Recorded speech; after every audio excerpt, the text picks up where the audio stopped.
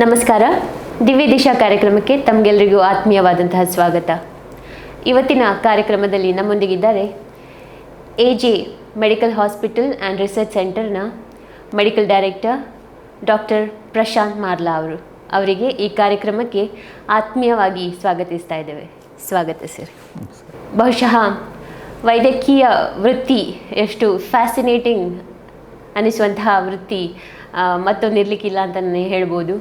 ಅಂತಹ ವೃತ್ತಿಯಲ್ಲಿ ಈಗ ಪ್ರಖ್ಯಾತ ಯೂರಾಲಜಿಸ್ಟ್ ಆಗಿ ಕಾರ್ಯನಿರ್ವಹಿಸ್ತಾ ಇರುವಂತಹ ಡಾಕ್ಟರ್ ಪ್ರಶಾಂತ್ ಮಾರ್ಲಾ ಅವರು ಸುಮಾರು 32 ವರ್ಷಗಳಿಂದ ಸುದೀರ್ಘ ಅಭ್ಯಾಸವನ್ನು ಕೈಗೊಂಡು ಇಲ್ಲಿ ಎಜೆ ಮೆಡಿಕಲ್ ಕಾಲೇಜಲ್ಲಿ ಮೆಡಿಕಲ್ ಡೈರೆಕ್ಟರ್ ಆಗಿ ಕಾರ್ಯನಿರ್ವಹಿಸ್ತಾ ಇದ್ದಾರೆ.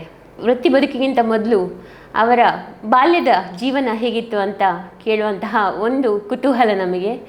ಹಾಗಾಗಿ ಮೊದಲನೇದಾಗಿ ಅವರ ಹತ್ರ ಸರ್, ತಮ್ಮ ವೈದ್ಯಕೀಯ ವೃತ್ತಿ 32 ವರ್ಷಗಳಷ್ಟು ಸುದೀರ್ಘವಾದದ್ದು. ಅಂಥದ್ರಲ್ಲಿ ನಿಮಗೆ ಈ ಯೂರಾಲಜಿಸ್ಟ್ ಆಗಿ ಕ್ಷೇತ್ರವನ್ನು ಆಯ್ದುಕೊಳ್ಳುವಂತಹ ಆಸಕ್ತಿ ಎಲ್ಲಿಂದ ಬಂತು ಸರ್? ನನ್ನ ತಂದೆ ಡಾಕ್ಟರ್ ಇದ್ದರು. ಅವರು ಮಂಗಳೂರಿನ ಪೆರಿಫೆರಿಯಲ್ಲಿ ಪಾಣೆಮಂಗಳೂರು ಅಂತ ಜಾಗದಲ್ಲಿ ಪ್ರಾಕ್ಟೀಸ್ ಮಾಡ್ತಾಯಿದ್ರು. ಹಾಗಾಗಿ ಚಿಕ್ಕಂದಿನಿಂದಲೇ ನಾವು ಒಂದು ಡಾಕ್ಟರ್ ಆಗಬೇಕು ಅಂತ ಅವರ ಕೂಡ ಬಯಕೆ ಇತ್ತು, ಹಾಗೂ ನನಗೂ ಕೂಡ ಒಂದು ಆಸೆ, ನಾನು ಡಾಕ್ಟರ್ ಆಗಬೇಕು ಅಂತ. ಮತ್ತು ಬರ್ತಾ ಅದು ಯೂರಾಲಜಿಗೆ ನಾವು ಜನರಲ್ ಸರ್ಜರಿ ಮಾಡಿದ ಮೇಲೆ ಮತ್ತು ಯೂರಾಲಜಿ ಮಾಡಬೇಕು ಅಂತ ಒಂದು ಆಸೆ ಬಂತು. ಹಾಗಾಗಿ ಮತ್ತು ಯೂರಾಲಜಿ ನಾನು ವ್ಯಾಸಂಗ ಮಾಡಿದೆ. ವೈದ್ಯಕೀಯ ಎಲ್ಲಿ ಕಲ್ತ್ರಿ ಸರ್ ನೀವು? ನನ್ನ ಬಾಲ್ಯದಲ್ಲಿ ನಾನು ರೆಸಿಡೆನ್ಷಿಯಲ್ ಸ್ಕೂಲಲ್ಲಿ ಕಲ್ತದ್ದು ಮೈಸೂರಲ್ಲಿ. 10th ಸ್ಟ್ಯಾಂಡರ್ಡ್ ತನಕ ಮೈಸೂರಲ್ಲಿ ಕಲಿತು, ಆಮೇಲಿಂದ ನಾನು ಸೈಂಟ್ ಅಲೋಷಿಯಸ್ ಕಾಲೇಜಲ್ಲಿ PUC ಮಾಡಿದ್ದು. ಆಮೇಲೆ ಕಸ್ತೂರ್ಬಾ ಮೆಡಿಕಲ್ ಕಾಲೇಜ್ ಮಂಗಳೂರಲ್ಲಿ MBBS, ಫಾದರ್ ಮುಲ್ಲರ್ಸಲ್ಲಿ ನಾನು PG ಮಾಡಿದ್ದೇನೆ, MS ಜನರಲ್ ಸರ್ಜರಿ. ಮತ್ತು ಯೂರಾಲಜಿಯಲ್ಲಿ MCH, ಅದು ಬ್ಯಾಂಗ್ಳೂರು ಮೆಡಿಕಲ್ ಕಾಲೇಜಲ್ಲಿ ಮಾಡಿರೋದು. ಈಗ ಯೂರಾಲಜಿ ಕ್ಷೇತ್ರವನ್ನೇ ಆಯ್ದುಕೊಂಡಂತಹ ವಿಷಯ ಸರ್? ನಾನು MS ಮಾಡುವಾಗ ನಾನು MBBS ಮಾಡ್ತಾ ಇರುವಾಗ ಡಾಕ್ಟರ್ ದಿಲೀಪಡಪ್ಪ ಅಂತ ಇದ್ದರು. ಆಗ ಅವರು ನಮಗೆಲ್ಲರಿಗೊಂದು ರೋಲ್ ಮಾಡೆಲ್. ಅವರನ್ನು ನೋಡಿಬಿಟ್ಟು ಒಂದು ದಿವಸ ನಾವು ಕೂಡ ಅವ್ರ ಥರ ಯೂರಾಲಜಿಸ್ಟ್ ಆಗಬೇಕು ಅಂತ ಒಂದು ಆಸೆ ಇತ್ತು. ಹಾಗೆ ಅವರ ಇನ್ಸ್ಪಿರೇಷನಲ್ಲಿ, ಮತ್ತು ಆಗ ಯೂರಾಲಜಿ ತುಂಬ ಜನ ಇರಲಿಲ್ಲ ನಮ್ಮ ಮಂಗಳೂರಲ್ಲಿ. ಹಾಗಾಗಿ ಅವರ ಡಾಕ್ಟರ್ ಅಡಪರ ಇನ್ಸ್ಪಿರೇಷನ್, ಹಾಗೂ ಮೊದಲಿಂದು ಕೂಡ ನಮಗೆ ನಮ್ಮ ಟೀಚರ್ಸ್ ಎಲ್ಲ ಕಲಿಸುವಾಗ ಯೂರಾಲಜಿ ಸಬ್ಜೆಕ್ಟಲ್ಲಿ ಜಾಸ್ತಿ ಇಂಟ್ರೆಸ್ಟ್ ಇರೋದರಿಂದ ಹಾಗೆ ನಾನು ಯೂರಾಲಜಿಯನ್ನು ಆಯ್ದುಕೊಂಡಿದ್ದೆ. ಅದೇ ಪ್ರಕಾರ ನಾವು ನನ್ನ ಒಂದು ಫ್ಯಾಮಿಲಿಯಲ್ಲಿ ಒಬ್ಬರಿಗೆ ಕಿಡ್ನಿ ವೈಫಲ್ಯ ಆಯಿತು, ಅವರಿಗೆ ಟ್ರಾನ್ಸ್ಪ್ಲಾಂಟ್ ಬೇಕಿತ್ತು. ಹಾಗೆ ಇಲ್ಲಿ ನಮ್ಮ ಮಂಗಳೂರು ಸೈಡಲ್ಲಿ ಎಲ್ಲೂ ಟ್ರಾನ್ಸ್ಪ್ಲಾಂಟ್ ಮಾಡ್ತಾ ಇರಲಿಲ್ಲ. ಸೊ ಈ ಎಲ್ಲ ಜನರಲ್ ಪೇಷಂಟ್ಗಳದ್ದು ಈ ನೋವು, ಟ್ರಾನ್ಸ್ಪ್ಲಾಂಟ್ಗಳು ಮಾಡಲಿಕ್ಕೆ ಪೇಷಂಟ್ ಕಾಯುವುದು, ಅದನ್ನೆಲ್ಲ ನೋಡಿ ಸೊ ಮುಂದೊಂದು ದಿವಸ ನಾನೊಂದು ಟ್ರಾನ್ಸ್ಪ್ಲಾಂಟ್ ಸರ್ಜನ್ ಆಗಬೇಕು ಯೂರಾಲಜಿಸ್ಟ್ ಆಗಿ ಅಂಥೇಳಿ, ಹಾಗೆ ಒಂದೆರಡು ಈ ಕಾರಣದಿಂದ ನಾನು ಯೂರಾಲಜಿಸ್ಟ್ ಆಗಿದ್ದೇನೆ. ಓಕೆ. ಆಗ ಪ್ರವೇಶ ಪರೀಕ್ಷೆ ಏನಾದರೂ ಇತ್ತಾ? ಈಗಿನ ಹಾಗೆ? ಆಗ ಕೂಡ ಪ್ರವೇಶ ಪರೀಕ್ಷೆ ಇತ್ತು. ಮಾತ್ರ ಆಗ ಏನು ಅಂತ ಹೇಳಿದ್ರೆ, ಇಡೀ ಕರ್ನಾಟಕದಲ್ಲಿ 2 ಸೀಟ್ ಇದ್ದದ್ದು. ಒಂದು ಸೀಟು ನಮ್ಮ ಮಣಿಪಾಲ್ ಕಸ್ತೂರ್ಬಾ ಮೆಡಿಕಲ್ ಕಾಲೇಜಲ್ಲಿತ್ತು, ಇನ್ನೊಂದು ಸೀಟು ಬ್ಯಾಂಗ್ಳೂರು ಮೆಡಿಕಲ್ ಕಾಲೇಜಲ್ಲಿ ಇದ್ದದ್ದು. ಸೊ ಅದಕ್ಕೆ ತುಂಬ ಕಾಂಪಿಟೇಟಿವ್ ಎಕ್ಸಾಮ್ ಎಲ್ಲ ಇತ್ತು, ತುಂಬ ಕಡೆಯಿಂದ ಎಲ್ಲ ನಾವು ಬರೀಬೇಕು, ಎಕ್ಸಾಮ್ ಬರೀಬೇಕು ಇದ್ದು. ಕೊನೆಗೂ ನಮಗೆ ಅಲ್ಲಿ ಸೀಟ್ ಸಿಕ್ತು. ಈಗಿನ ಸ್ಥಿತಿಯಲ್ಲಿ ನಮ್ಮ ಕರ್ನಾಟಕದಲ್ಲಿ ಸಾಧಾರಣ 50 ಯೂರಾಲಜಿ ಸೀಟ್ ಇದೆ. ಸೊ 2000 ನಾನು ಮಾಡುವಾಗ ಖಾಲಿ 2 ಸೀಟು ಇಡೀ ಕರ್ನಾಟಕದಲ್ಲಿ ಇದ್ದದ್ದು. ಅದರಲ್ಲಿ ಒಂದು ಸೀಟು ನಿಮಗೆ? ಹೌದು. ಅಲ್ಲ, ಆ ವರ್ಷ ಏನಾಯಿತು ಅಂತೇಳಿ ಬ್ಯಾಂಗ್ಳೂರು ಮೆಡಿಕಲ್ ಕಾಲೇಜಲ್ಲಿ 2 ಸೀಟ್ ಕೊಟ್ಟಿದ್ರು. ಯಾಕಂದರೆ ನಮಗಿಂತ 2-3 ವರ್ಷ ಯಾರಿಗೂ ಸೀಟ್ ಕೊಟ್ಟಿರಲಿಲ್ಲ. ನಾವು ಆದಮೇಲೆ ನಾವು ಜಾಯ್ನ್ ಆದ ಮೇಲೆ ಕೂಡ 3-4 ವರ್ಷ ಯಾರಿಗೂ ಅಲ್ಲಿ ಸೀಟ್ ಇರಲಿಲ್ಲ. ಹಾಗೆ ಆ ವರ್ಷ 2 ಜನ ತಗೊಂಡಿದ್ರು. ಹಾಗೆ ನಮಗೆ ಆ ಸಂದರ್ಭದಲ್ಲಿ ಕರ್ನಾಟಕದಲ್ಲಿ ನಾವು 3 ಜನ ಯೂರಾಲಜಿ ಮಾಡ್ತಾ ಇದ್ದದ್ದು. ಈಗ ಯೂರಾಲಜಿ ಕಲಿತ ಕೂಡಲೇ ನೀವು ಪ್ರಾಕ್ಟೀಸ್ ಪ್ರಾರಂಭಿಸಿದ್ರಿ? ಹೌದು, ನಾನು ಯೂರಾಲಜಿಗೆ ಸೇರೋ ಮೊದಲೇ ನಾನು ಬೆಂಗಳೂರಲ್ಲಿ ಮಣಿಪಾಲ್ ಹಾಸ್ಪಿಟ್ಲಲ್ಲಿ ಕೆಲಸ ಮಾಡ್ತಾಯಿದ್ದೆ ಯೂರಾಲಜಿ ವಿಭಾಗದಲ್ಲಿ. ಹಾಗೆ ಅಲ್ಲೆಲ್ಲ ಕೆಲಸ ಮಾಡಿರೋದ್ರಿಂದ ಎಕ್ಸ್ಪೀರಿಯನ್ಸು MCH ಮಾಡೋ ಮೊದಲೇ ಸ್ವಲ್ಪ ಎಕ್ಸ್ಪೀರಿಯನ್ಸ್ ಇತ್ತು. ಹಾಗಾಗಿ MCH ಆದಮೇಲೆ ನೇರವಾಗಿ ನಾನು ಮಂಗಳೂರಿಗೆ ಬಂದದ್ದು.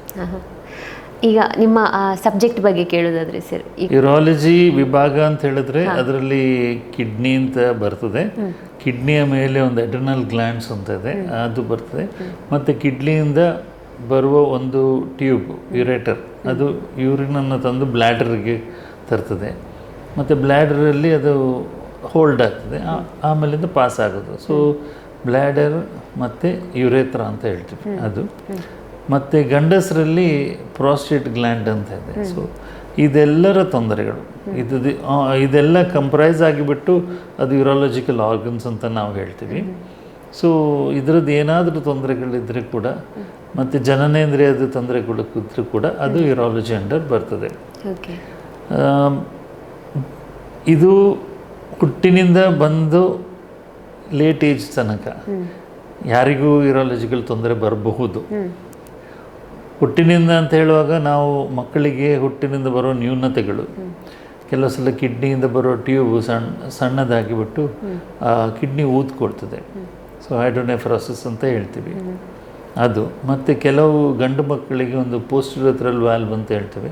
ಮೂತ್ರಕೋಶದಿಂದ ಕೆಳಗೆ ಬರುವಾಗ ಅಲ್ಲಿ ಒಂದು ವ್ಯಾಲ್ವ್ ಬ್ಲಾಕ್ ಆಗಿಬಿಟ್ಟು ಅದರಿಂದ ಅವರಿಗೆ ಬ್ಲ್ಯಾಡರ್ ಮತ್ತು ಕಿಡ್ನಿಗೆ ಎಫೆಕ್ಟ್ ಆಗುವಂಥದ್ದು. ಇವೆಲ್ಲ ಕಾಮನ್ ಪ್ರಾಬ್ಲಮ್ಗಳು, ಹುಟ್ಟಿನಿಂದ ಬಂದ ತೊಂದರೆಗಳು. ಆಮೇಲಿಂದ ಮಕ್ಕಳು ಬೆಳವಣಿಗೆ ಆಗ್ತಾ ಬರುವಾಗ ಅವರಿಗೆ ಯೂರಿನರಿ ಟ್ರ್ಯಾಕ್ಟ್ ಇನ್ಫೆಕ್ಷನ್ಸ್ ಆಗುವ ಸಾಧ್ಯತೆ ಇದೆ. ಆಮೇಲೆ ಒಂದು ಏಜ್ ಬರುವಾಗ ಅವರಿಗೆ ಕೆಲವು ಸಲ ಸ್ಟೋನ್ ಆಗೋ ಸಾಧ್ಯತೆ ಇದೆ. ಇನ್ನೂ ಸ್ವಲ್ಪ ಎಲ್ಡರ್ಲಿ ಏಜ್ನವರಿಗೆ, ಗಂಡಸರಿಗೆ ಪ್ರಾಸ್ಟೇಟ್ ಸಂಬಂಧ ತೊಂದರೆ ಬರ್ತದೆ. ಮತ್ತು ಲೇಡೀಸ್ಗೆ ಸ್ಟ್ರೆಸ್ ಯೂರಿನರಿ ಇನ್ಕಾಂಟಿನೆನ್ಸ್ ಅಂತ ನಾವು ಹೇಳ್ತೀವಿ. ಯೂರಿನ್ ಅವರಿಗೆ ಲೀಕ್ ಆಗುವಂಥದ್ದು, ಆ ತೊಂದರೆಗಳು ಬರ್ಬೋದು. ಅಥವಾ ಅವ್ರಿಗೇನಾದರೂ ಗೈನಕಾಲಜಿಕಲ್ ಸರ್ಜರಿ ಮಾಡುವಾಗ ಪ್ರಾಬ್ಲಮ್ ಆಗಿ ಕೂಡ ಆಗುವ ತೊಂದರೆಗಳು ಕೂಡ ಬರ್ತದೆ. ಅದೇ ಥರ ಮ್ಯಾಲಿಗ್ನೆನ್ಸಿ, ಕ್ಯಾನ್ಸರ್ಗಳು ಬರುವುದು, ಅದು ಚಿಕ್ಕ ಮಕ್ಕಳಿಗೂ ಕೂಡ ಬರೋ ಸಾಧ್ಯತೆ ಇದೆ, ಎಲ್ಡರ್ಸಿಗೂ ಬರೋ ಸಾಧ್ಯತೆ ಇದೆ, ಗಂಡಸರಿಗೂ ಬರೋ ಸಾಧ್ಯತೆ ಇದೆ, ಹೆಂಗಸರಿಗೂ ಬರೋ ಸಾಧ್ಯತೆ ಇದೆ. ಸೊ ಇವೆಲ್ಲದು ಈ ಹುಟ್ಟಿನಿಂದ ಬಂದ ತೊಂದರೆ ಕಂಜನೈಟಲ್ ಎಕ್ವೈರ್ಡ್ ಪ್ರಾಬ್ಲಮ್ ಅಂತ ಹೇಳ್ತೀವಿ. ಎಕ್ವೈರ್ಡ್ ಅಂತ ಹೇಳಿದ್ರೆ ಈ ಸ್ಟೋನ್ಗಳಾಗಿರೋದು, ಅದೆಲ್ಲ ಇನ್ಫ್ಲಮೇಷನ್ ಅಂತ ಕೆಲವು ಸಲ ಇನ್ಫೆಕ್ಷನ್ಸ್ಗಳಾಗ್ತದೆ ಕಿಡ್ನಿದಿಂದ, ಅದು. ಮತ್ತು ನಿಯೋಪ್ಲಾಸ್ಟಿಕ್ ಅಂತ ಹೇಳಿದ್ರೆ ಕ್ಯಾನ್ಸರ್ಗಳು. ಸೊ ಇದು 4 ವಿಭಾಗಗಳಿಗೆ ಕೂಡ ಈ ಯಾವುದ್ಯಾವುದು ಆರ್ಗನ್ಸ್ ಇದೆ ಅದಕ್ಕೆ ತೊಂದರೆ ಬಂದಾಗ ನಾವು ಯೂರಾಲಜಿ ನೋಡ್ತೇವೆ. ಅದು ಬಿಟ್ಟು ಮೂತ್ರಪಿಂಡ ವೈಫಲ್ಯ, ಕಿಡ್ನಿ ಫೇಲ್ಯೂರ್ ಆದವ್ರಿಗೆ ಟ್ರಾನ್ಸ್ಪ್ಲಾಂಟ್ ಮಾಡೋದು, ಮತ್ತು ಈ ಪ್ರಾಸ್ಟೇಟ್ ಸಂಬಂಧಪಟ್ಟ ಬಂದಾಗ ರೊಬೋಟಿಕ್ ಸರ್ಜರಿ ಮಾಡೋದು, ಅದೆಲ್ಲ ಕೂಡ ನಮ್ಮ ಫೀಲ್ಡಲ್ಲಿ ಬರ್ತದೆ. ಓಕೆ. ಈಗ ಅಂಥದ್ರಲ್ಲಿ ಹಾಗೆ ನೋಡೋದಿದ್ರೆ, ಈಗ ನಾವು ಖಾಲಿ ಜಸ್ಟ್ ಮೂತ್ರ ಪರೀಕ್ಷೆ ಮಾಡಿ ಅದರ ಫಿಸಿಕಲ್ ನೇಚರ್ ನೋಡಿ ನಮಗೆ ಅದನ್ನು ಐಡೆಂಟಿಫೈ ಮಾಡ್ಬೋದು, ನಿಮಗೆ ಡಾಕ್ಟರ್ಸಿಗೆ ಐಡೆಂಟಿಫೈ ಮಾಡ್ಬೋದು ಹಲವಾರು ಕಾಯಿಲೆಗಳನ್ನು, ಅಲ್ವಾ ಸರ್? ಇಲ್ಲ. ಹೆಚ್ಚಿನಾಗಿ ಮೂತ್ರ ಪರೀಕ್ಷೆ ಇದೆ, ಅದು ಬೇಸಿಕ್ ಟೆಸ್ಟ್. ಅದು ಬಿಟ್ಟು ನೆಕ್ಸ್ಟ್ ಬಂದು ನಮ್ಮ ಸ್ಕ್ಯಾನ್, ಅಲ್ಟ್ರಾಸೌಂಡ್ ಸ್ಕ್ಯಾನ್, ಅದು ಮುಖ್ಯವಾಗಿ ನಮಗೆ ಬೇಕಾಗಿರುವಂಥದ್ದು. ನಾವು ಹೆಚ್ಚಿನವರಿಗೆ ಹೇಳ್ತೀವಿ ಎವ್ರಿ ಇಯರ್ ಒಂದು ಸ್ಕ್ಯಾನ್ ಮಾಡಬೇಕು ಅಂಥೇಳಿ.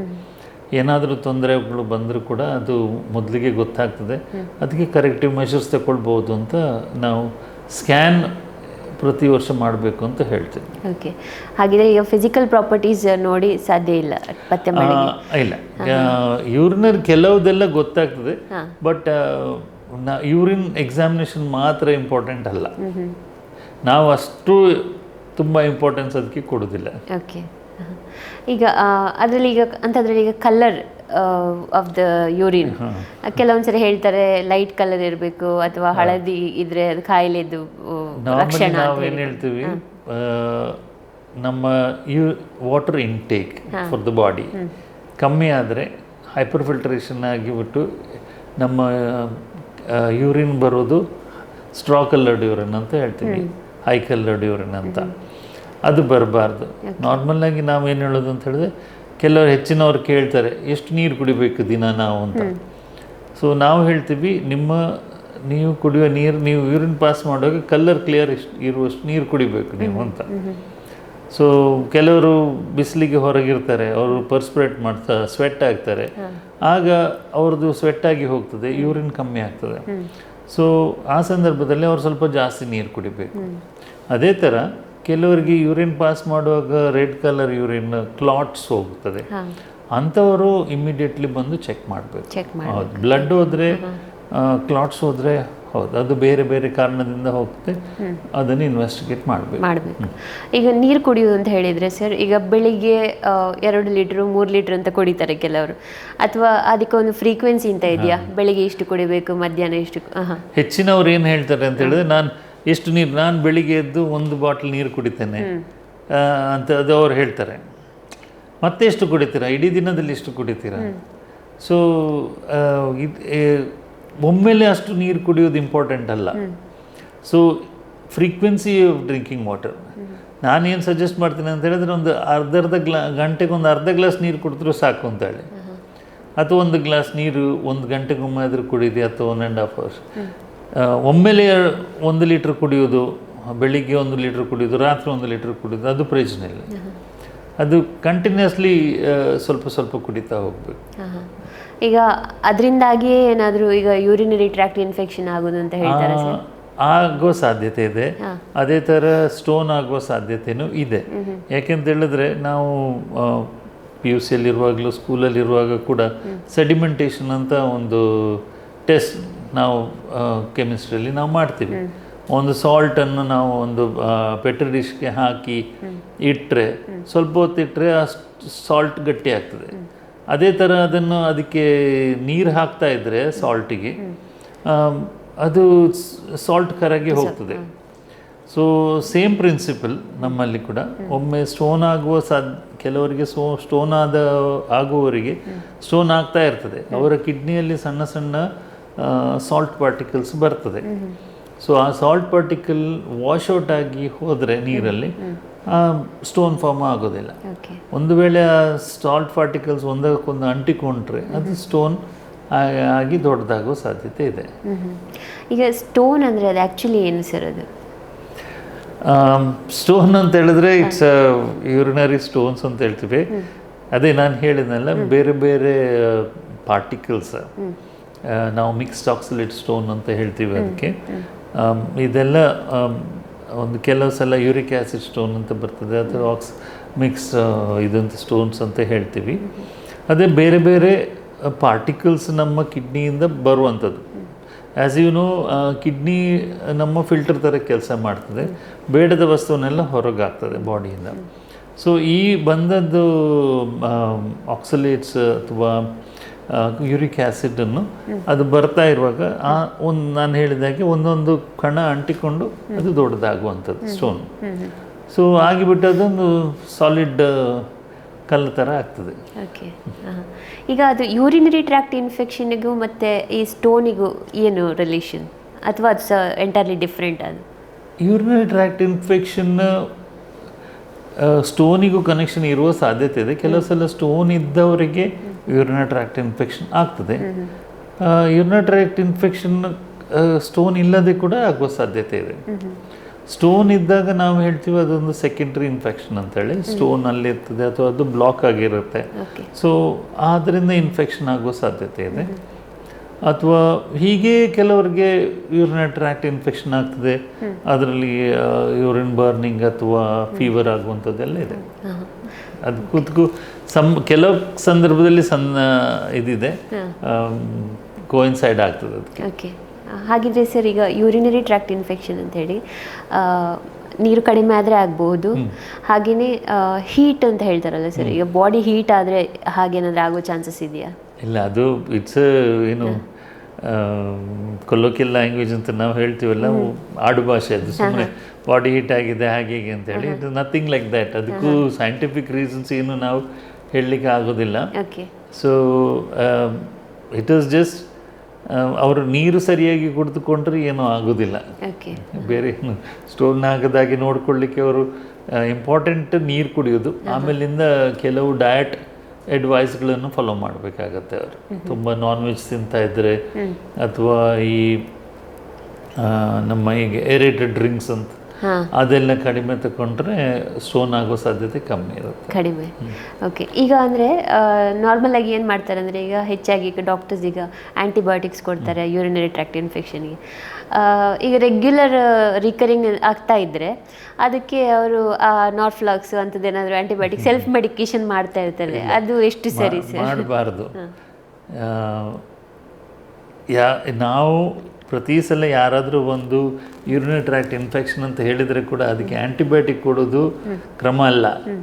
ಅವರದ್ದು ನಾವು ನೋಡ್ತೀವಿ, ಯೂರಿನ್ ಕಲ್ಚರ್ ಮಾಡ್ತೀವಿ.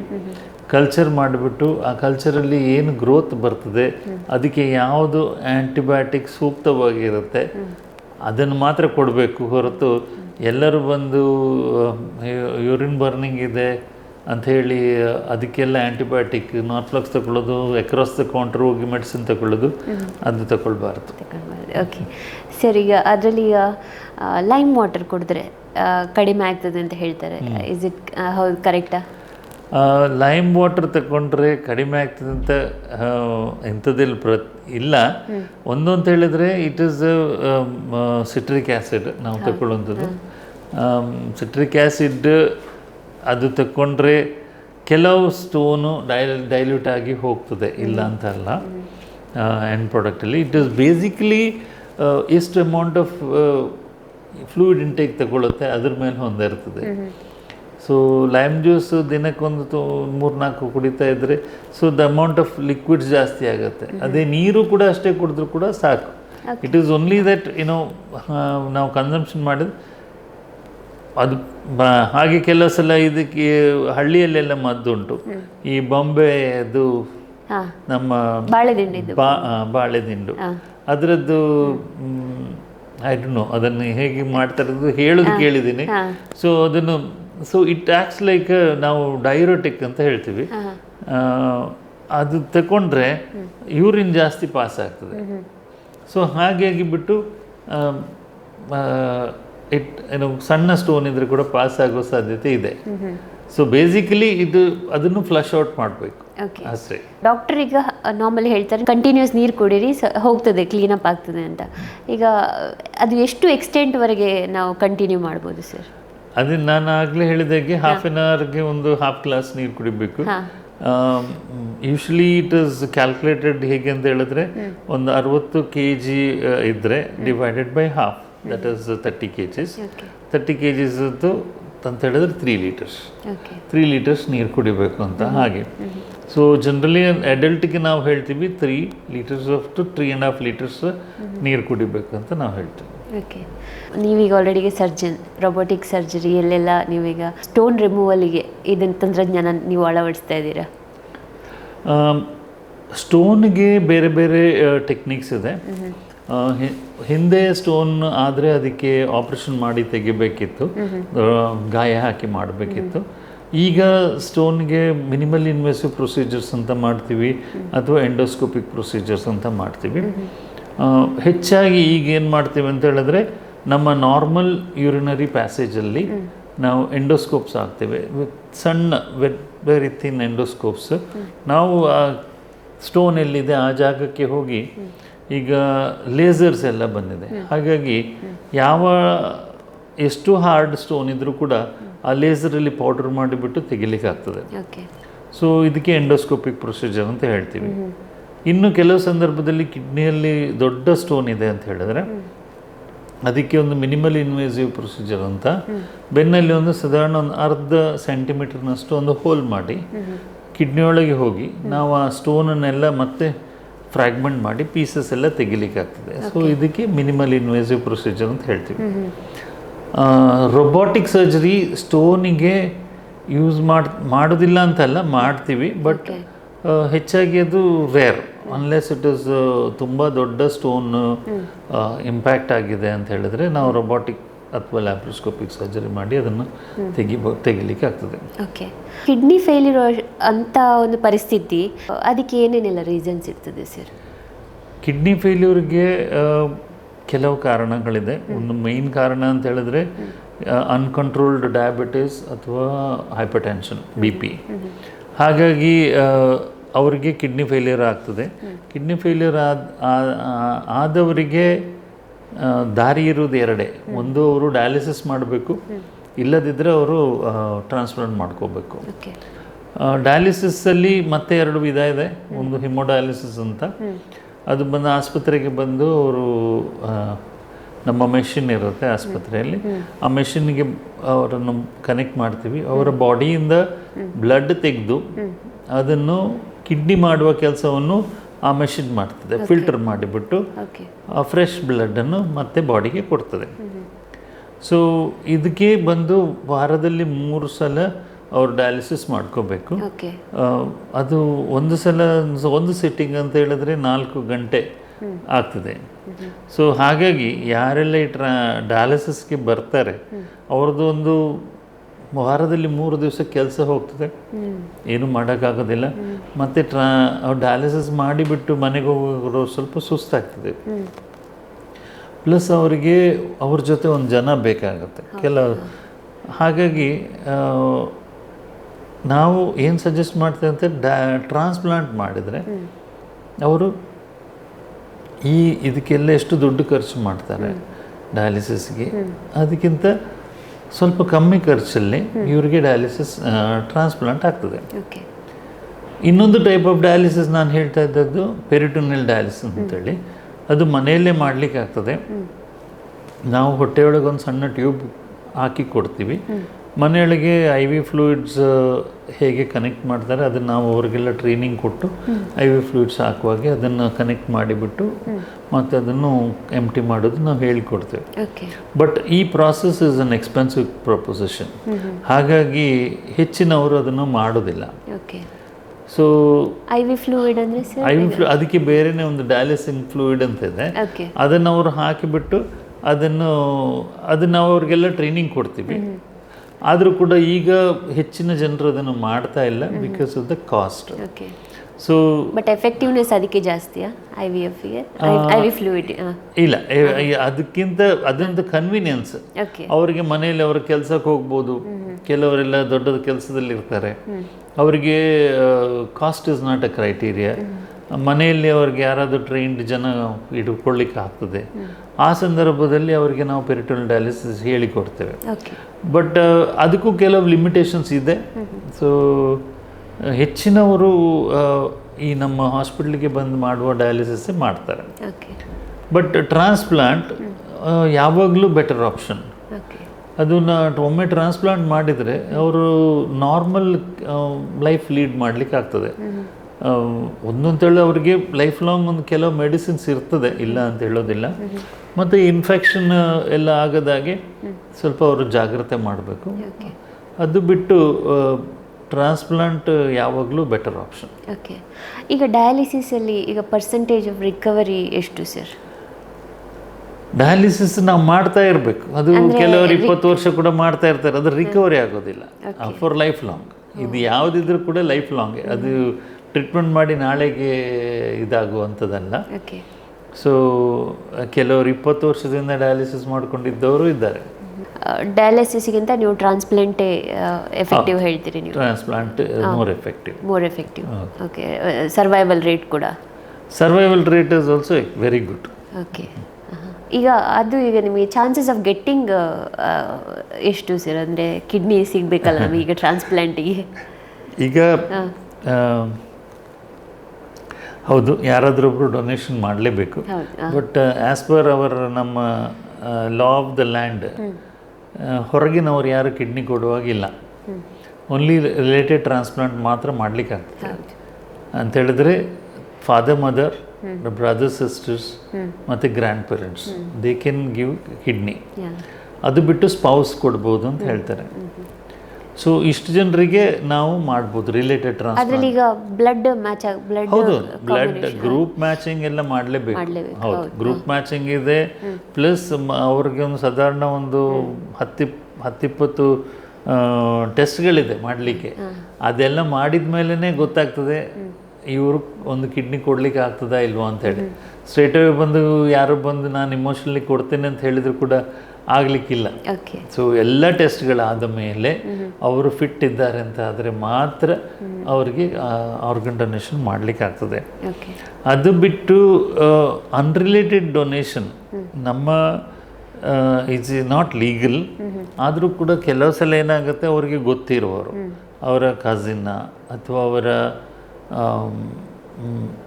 Next round of family relatives ಅಥವಾ ಕ್ಲೋಸ್ ಫ್ರೆಂಡ್ ಅವರೆಲ್ಲ ಕೊಡ್ಲಿಕ್ಕೆ ರೆಡಿ ಇರ್ತಾರೆ. ಸೊ ಅದಕ್ಕೆ ನಾವು ಹೇಳ್ತೀವಿ ಆಲ್ಟ್ರಿಸ್ಟಿಕ್ ಡೋನರ್ಸ್ ಅಂತ ಹೇಳ್ತೀವಿ. ದಟ್ ಮೀನ್ಸ್ ಮನಿ ಟ್ರಾನ್ಸಾಕ್ಷನ್ಸ್ ಇಲ್ಲ, ಅವರು ತನ್ನ on a compassionate ground they are giving the kidney ಅಂತೇಳಿ. ಸೊ ಅಂಥವ್ರಿದ್ದರೆ ಅದಕ್ಕೆ ಕರ್ನಾಟಕ ಗೌರ್ಮೆಂಟಲ್ಲಿ ಆಥರೈಸೇಷನ್ ಕಮಿಟಿ ಅಂತ ಇದೆ.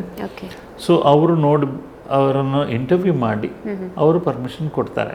ಆ ಸಂದರ್ಭದಲ್ಲಿ ಅಂಥವರಿಗೆ ಟ್ರಾನ್ಸ್ಪ್ಲಾಂಟ್ ಮಾಡಲಿಕ್ಕೆ ಆಗ್ತದೆ. ಇನ್ನೊಂದು ಅಂತ ಹೇಳಿದ್ರೆ ನಾವು ಸ್ವ್ಯಾಪ್ ಅಂತ ಹೇಳ್ತೀವಿ. ಈಗ ಒಂದು ಪೇಷಂಟ್ ಇರ್ತಾರೆ, ಅವ್ರಿಗೊಂದು ಡೋನರ್ ಇರ್ತಾರೆ. ಆ ಡೋನರ್ದು ಮತ್ತು ಇವರದ್ದು ಗ್ರೂಪ್ ಮ್ಯಾಚ್ ಆಗೋದಿಲ್ಲ. ಅದೇ ಥರ ಇನ್ನೊಂದು ಗ್ರೂಪ್ ಇರ್ತದೆ, ಅವರು ಅಲ್ಲಿ ಒಬ್ಬರು ಡೋನರ್ ರೆಸಿಪಿಯೆಂಟ್ ಇರ್ತಾರೆ. ಈಗ ಅಲ್ಲಿ ಒಂದು ಬಿ ಪಾಸಿಟಿವ್ ಇದ್ದು ಎ ಪಾಸಿಟಿವ್ ಡೋನರ್ ಇದ್ದರೆ, ಇಲ್ಲಿ ಎ ಪಾಸಿಟಿವ್ ರಿಸೀವರ್ ಇದ್ದು ಬಿ ಪಾಸಿಟಿವ್ ಡೋನರ್ ಇದ್ದರೆ, ಇವರದಕ್ಕೆ ಅವರಿಗೆ ಅವರದ್ದು ಇವರಿಗೆ ಅಂತ ಹೇಳಿದ್ರೆ ಸ್ವ್ಯಾಪ್ ಟ್ರಾನ್ಸ್ಪ್ಲಾಂಟ್ ಅಂತ ಹೇಳ್ತೀವಿ. ಅದು ಮಾಡಲಿಕ್ಕೆ ಆಗ್ತದೆ. ಬಟ್ ನಾವು ಏನು ಥ್ರಸ್ಟ್ ಕೊಡ್ತಾ ಇದ್ದೀವಿ ಈಗ ಅಂತ ಹೇಳಿದ್ರೆ cadaveric donation, that brain dead patients ಇದ್ದು ಆರ್ಗನ್ ಡೊನೇಷನ್. ಸೊ ನಮ್ಮ ದಕ್ಷಿಣ ಕನ್ನಡ ಜಿಲ್ಲೆಯಲ್ಲಿ ಮೊದಲು ಇದು ಪ್ರಚಲಿತವಾಗಿರಲಿಲ್ಲ. ಸೊ ನಾವಿಲ್ಲಿ ಆಸ್ಪತ್ರೆ ಓಪನ್ ಮಾಡಿದಂದೆ ನಾವೆಲ್ಲ ಕಡೆ ಅದಕ್ಕೆ ಟಾಕ್ ಎಲ್ಲ ಕೊಟ್ಕೊಂಡು ಅವೇರ್ನೆಸ್ ಪ್ರೋಗ್ರಾಮ್ ಮಾಡ್ತಾಯಿದ್ವಿ. ಬಟ್ 2015 ನಮ್ಮದೇ ಒಂದು ಸ್ಟಾಫ್ ಬ್ರದರ್ ಆಕ್ಸಿಡೆಂಟ್ ಆಗಿ ಬಂದೆ. So he was declared brain dead. So ಅವರು ಮತ್ತು ಅವರು ಫ್ಯಾಮಿಲಿಯವರು ಆರ್ಗನ್ ಡೊನೇಷನ್ಗೆ ಮುಂದೆ ಬಂದರು. ಸೊ ಅವನು ನಮ್ಮ ದಕ್ಷಿಣ ಕನ್ನಡ ಜಿಲ್ಲೆಯದು ಫಸ್ಟ್ ಡೊನೇಷನ್. ಆಮೇಲಿಂದ ಅದೇನಾಯಿತು, ಸಡನ್ಲಿ ಎಲ್ಲ ಕಡೆ ಮೀಡಿಯಾ ಪಬ್ಲಿಕೇಶನ್ಸ್ ಎಲ್ಲ ಆಯಿತು. ಸೊ ಎಲ್ಲರಿಗೂ ಭಾರಿ ಅವೇರ್ನೆಸ್ ಬಂತು. ಅನ್ಫಾರ್ಚುನೇಟ್ಲಿ ಇನ್ನೊಂದು ತಿಂಗಳೊಳಗೇ ನಮ್ಮದು ಇನ್ನೊಂದು ಸ್ಟಾಫದು ವೈಫ್ ಎಕ್ಸ್ಪೈರ್ ಆದರು. ಅದೇ ಥರ ಸ್ಕೂಟ್ರಲ್ಲಿ ಅವಳು ಹೋಗುವಾಗ ಬಿದ್ದು ಅವಳು ಬಂದು. ಸೊ ಅವ್ರದ್ದು ಆರ್ಗನ್ ಡೊನೇಷನ್ ಮಾಡಿ. ಸೊ ಇವರಿಬ್ಬರು ನಮ್ಮ ದಕ್ಷಿಣ ಕನ್ನಡ ಜಿಲ್ಲೆಯ 2 ಡಿಸ್ಟ್ರಿಕ್ಟ್ ಇದ್ದು ಫಸ್ಟ್ ಡೋನರ್ಸು. ಇನ್ಸಿಡೆಂಟಲಿ ಅವರ ಹೆಸರು, ಫಸ್ಟ್ ಡೋನರ್ನ ಹೆಸರು ಜೀವನ್ ಅಂತ, ಆ್ಯಂಡ್ ಸೆಕೆಂಡ್ ಡೋನರ್ನ ಹೆಸರು ಲೀನಾ ಅಂತ. ಸೊ ಹಾಗೆ ಅವರ ಹೆಸರು ಯಾವತ್ತೂ ಶಾಶ್ವತ ಆಗಿರಬೇಕು ಅಂತ ಹೇಳಿ ನಾವು ಈ ಆರ್ಗನ್ ಡೊನೇಷನ್ ಅವೇರ್ನೆಸ್ ಪ್ರೋಗ್ರಾಮ್ನ ಹೆಸರನ್ನು ಜೀವನ ವಿಲೀನ ಅಂತ ಇಟ್ಟಿರ್ತೀವಿ. ಸೊ ಅದು ಒಂದು ಅರ್ಥ ಕೂಡ ಬರ್ತದೆ, ಜೀವನ ವಿಲೀನ ಅಂತೇಳಿ. ಹಾಗೆ ಅವರ ಇಬ್ಬರು ಹೆಸರು ಕೂಡ ಶಾಶ್ವತವಾಗಿದೆ. ಸೊ ಈಗ ನಾವು ಜೀವನ ವಿಲೀನ ಅಂತ ಹೆಸರಲ್ಲಿ ನಾವು ಆರ್ಗನ್ ಡೊನೇಷನ್ ಅವೇರ್ನೆಸ್ ಮಾಡ್ತಾ ಇದ್ದೀವಿ. ಹಾಗೆ ಮಾಡಿರೋದ್ರಿಂದ ದಕ್ಷಿಣ ಕನ್ನಡ ಜಿಲ್ಲೆಯಲ್ಲಿ ಇಲ್ಲಿ ತನಕ ಸಾಧಾರಣ 70 ಡೊನೇಷನ್ ಆಗಿದೆ. ಅದಕ್ಕೆ ನಾವು ಈ ಡಿಸೀಸ್ ಡೋನರ್ನ ಬಗ್ಗೆ ಹೇಳಬೇಕು ಅಂತ ಹೇಳಿದ್ರೆ, ನಮ್ಮ ದೇಶದಲ್ಲಿ ಸಾಧಾರಣ 2 ಲಕ್ಷ ಜನ ಡಯಾಲಿಸಿಸ್ ಮಾಡ್ತಾರೆ ದಿನಕ್ಕೆ. ಅಷ್ಟು ಅಂತ ಹೇಳಿದ್ರೆ ಅಷ್ಟು ಜನ ಟ್ರಾನ್ಸ್ಪ್ಲಾಂಟ್ಗೆ ವೆಯ್ಟ್ ಮಾಡ್ತಾ ಇದ್ದಾರೆ. ಆದರೆ ನಮ್ಮ ಕಂಟ್ರಿಯಲ್ಲಿ ಆಗುವ ಟ್ರಾನ್ಸ್ಪ್ಲಾಂಟ್ ಒಂದು 7,000 to 8,000 ಟ್ರಾನ್ಸ್ಪ್ಲಾಂಟ್ ಮಾತ್ರ ಪರ್ ಇಯರ್, ಎಲ್ಲ ಪರ್ ಇಯರ್. ಸೊ ಹಾಗೆ ನೋಡ್ಲಿಕ್ಕೆ ಹೋದರೆ ನಂಬರ್ ಆಫ್ ಟ್ರಾನ್ಸ್ಪ್ಲಾಂಟ್ಸು ನಮ್ಮದು ಕಮ್ಮಿ. ಜಗತ್ತಿಗೆ ಕಂಪೇರ್ ಮಾಡಿದರೆ ಹೌದು, ಎಸ್ ನಾವು 7,000 to 8,000 transplant is a good number. But ಅದು ಈ ನಮ್ಮ ಪೇಷಂಟ್ Population, ಪಾಪ್ಯುಲೇಷನ್ಗೆ ನಮ್ಗದು ಸಾಕಾಗೋದಿಲ್ಲ. ಸೊ ಹೆಚ್ಚಿನವ್ರಿಗೆ ಯಾಕೆಂತ ಹೇಳಿದ್ರೆ ಅವ್ರಿಗೆ ಕಿಡ್ನಿ ಸಿಗ್ತಾ ಇಲ್ಲ ಅಥವಾ ಲಿವರ್ ಸಿಗೋದಿಲ್ಲ. ಸೊ ಹಾಗಾಗಿ ಅವರು ಟ್ರಾನ್ಸ್ಪ್ಲಾಂಟ್ ಆಗ್ತಾ ಇಲ್ಲ. So if you look at the other side, ನಮ್ಮ ಆಕ್ಸಿಡೆಂಟ್ಸ್, ರೋಡ್ ಟ್ರಾಫಿಕ್ ಆಕ್ಸಿಡೆಂಟ್ ಆಗ್ತದೆ ಅಥವಾ ಮನೆಯಲ್ಲಿ ಏನಾದರೂ ಅವರು ಬೀಳ್ತಾರೆ ಅಥವಾ ಮೆದುಳಿಗೆ ರಕ್ತಸ್ರಾವ ಆಗ್ತಿ ಬರ್ತಾರೆ, ಆ ಸಂದರ್ಭದಲ್ಲಿ ಅವರ ಬ್ರೈನ್ ಮಾತ್ರ ಡೆಡ್ ಆಗಿರುತ್ತೆ, ಹಾರ್ಟ್ ಎಲ್ಲ ಫಂಕ್ಷನಿಂಗ್ ಇರ್ತದೆ. ಸೊ ಅಂಥವ್ರನ್ನ ನಾವು ಬ್ರೈನ್ ಡೆಡ್ ಪೇಷಂಟ್ಸ್ ಅಂತ ಹೇಳ್ತೀವಿ. So on on average about 10,000 people ನಮ್ಮ ದೇಶದಲ್ಲಿ ಈ ಥರ ಬ್ರೈನ್ ಡೆಡ್ ಆಗಿ ಬರ್ತಾರೆ ಆಸ್ಪತ್ರೆಗೆ. ಸೊ ನಾವೇನು ಅನಿಸೋದು, ಇಂಥ 10,000 ಜನರಿಂದ 12,000 ಜನ ಬ್ರೈನ್ ಡೆಡ್ ಆಗಿ ಬರೋದರಲ್ಲಿ ಅವರು ಮನಸ್ಸು ಮಾಡಿದರೆ, ಅವರ ಮನೆಯವರೆಲ್ಲ ಮನಸ್ಸು ಮಾಡಿದರೆ, ಒಂದು ಅವರನ್ನು ಸುಡುವುದಾಗಲಿ ಅಥವಾ ಬರಿ ಮಾಡೋದ್ರಿಂದ ಆ ಅಂಗಗಳೆಲ್ಲ ಹೋಗ್ತದೆ. ಸೊ ಇಫ್ ದಿ ಡೊನೇಟೆಡ್, ಅದೊಂದು 4-5 ಜನರಿಗೆ ಒಂದು ಹೊಸ ಬಾಳು ಕೊಟ್ಟಾಗ ಆಗ್ತದೆ. 2 ಕಿಡ್ನಿ ಇಬ್ಬರಿಗೆ ಹೋಗುತ್ತೆ, ಲಿವರ್ ಒಬ್ಬರಿಗೆ ಹೋಗುತ್ತೆ, ಹಾರ್ಟ್ ಒಬ್ಬರಿಗೆ ಹೋಗುತ್ತೆ, ಲಂಗ್ಸ್ ಒಬ್ಬರಿಗೆ ಹೋಗುತ್ತೆ, ಹಾಗೆ ಕಾರ್ನಿಯಾ ಅಂತೇಳಿ. ಮತ್ತು ಇತ್ತೀಚಿನ ದಿನಗಳಲ್ಲಿ ನಾವು ಬೋನ್ ಟ್ರಾನ್ಸ್ಪ್ಲಾಂಟ್ ನಾವು ಮಾಡ್ತೀವಿ, ಸ್ಕಿನ್ ಟ್ರಾನ್ಸ್ಪ್ಲಾಂಟ್ ಮಾಡ್ತೀವಿ, ಸೊ ಇಂಟೆಸ್ಟೈನ್ ಟ್ರಾನ್ಸ್ಪ್ಲಾಂಟ್ ಮಾಡ್ತಾರೆ. ಹಾಗಾಗಿ ಕಮ್ಮಿಯಿಂದ ಕಮ್ಮಿ ಒಬ್ಬ ಡೊನೇಟ್ ಮಾಡಿದರೂ ಕೂಡ ಒಂದು 4 ಜನರಿಗೆ ಹೊಸ ಒಂದು ಲೈಫ್ ಸಿಕ್ಕಿದಾಗೆ ಆಗ್ತದೆ. ಸೊ ಅದಕ್ಕೋಸ್ಕರ ನಾವು ಯಾರು ಅವರು ಅಂಗಾಂಗ ದಾನಿ ಆಗಬೇಕು ಅಂತ ಬಯಸೋದಿಲ್ಲ, ಯಾರು ಆಕ್ಸಿಡೆಂಟ್ ಆಗಿ ಸಾಯ್ಬೇಕಂತಲೂ ಬಯಸೋದಲ್ಲ. But as a law of average accidents ಆಗೇ ಆಗ್ತದೆ, ಅಥವಾ ಏನೋ ಒಂದು ಕಾಯಿಲೆಯಿಂದ ಬ್ರೈನ್ ಡೆಡ್ ಆಗ್ತಾರೆ. ಸೊ ಆ ಸಂದರ್ಭದಲ್ಲಿ ಅವರ ಮನೆಯವರು ಒಂದು ಮುಂದೆ ಬಂದು ಇದೊಂದು ದಾನ ಮಾಡಿದರೆ ಒಂದು ಉಳಿದವರು ಯಾರು ಒಳ್ಳೆಯದಾಗ್ತಾರೆ. So for the rest of their life they will remember ಇವ್ರನ್ನ ಅಂತ ಹೇಳಿ. ಸೊ ಅದಕ್ಕೋಸ್ಕರ ನಾವು ಈ ಜೀವನ ವಿಲೀನ ಅಂತ ಪ್ರೋಗ್ರಾಮ್ ಮಾಡ್ತಾ ಇದ್ದೇವೆ. Beautiful sir. ನಾವು you are the medical director.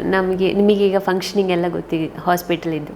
ಎಷ್ಟು ಟ್ರಾನ್ಸ್ಪ್ಲಾಂಟ್ಸ್ ಆಗ್ತದೆ ಇಲ್ಲಿ, ಎಷ್ಟು ಫ್ರೀಕ್ವೆಂಟಾಗಿ ಅಂಥದ್ದು ಕೇಸಸ್ಗಳು ಬರ್ತವೆ? ನಾವು ಇಲ್ಲಿ ನಮ್ಮ ದಕ್ಷಿಣ ಕನ್ನಡದಲ್ಲಿ ಜಿಲ್ಲೆಯಲ್ಲಿ ನಮ್ಮದು ಹೈಯೆಸ್ಟ್ ನಂಬರ್ ಆಫ್ ಟ್ರಾನ್ಸ್ಪ್ಲಾಂಟ್ಸ್ ಆಗಿದೆ, ಕಿಡ್ನಿ ಟ್ರಾನ್ಸ್ಪ್ಲಾಂಟ್.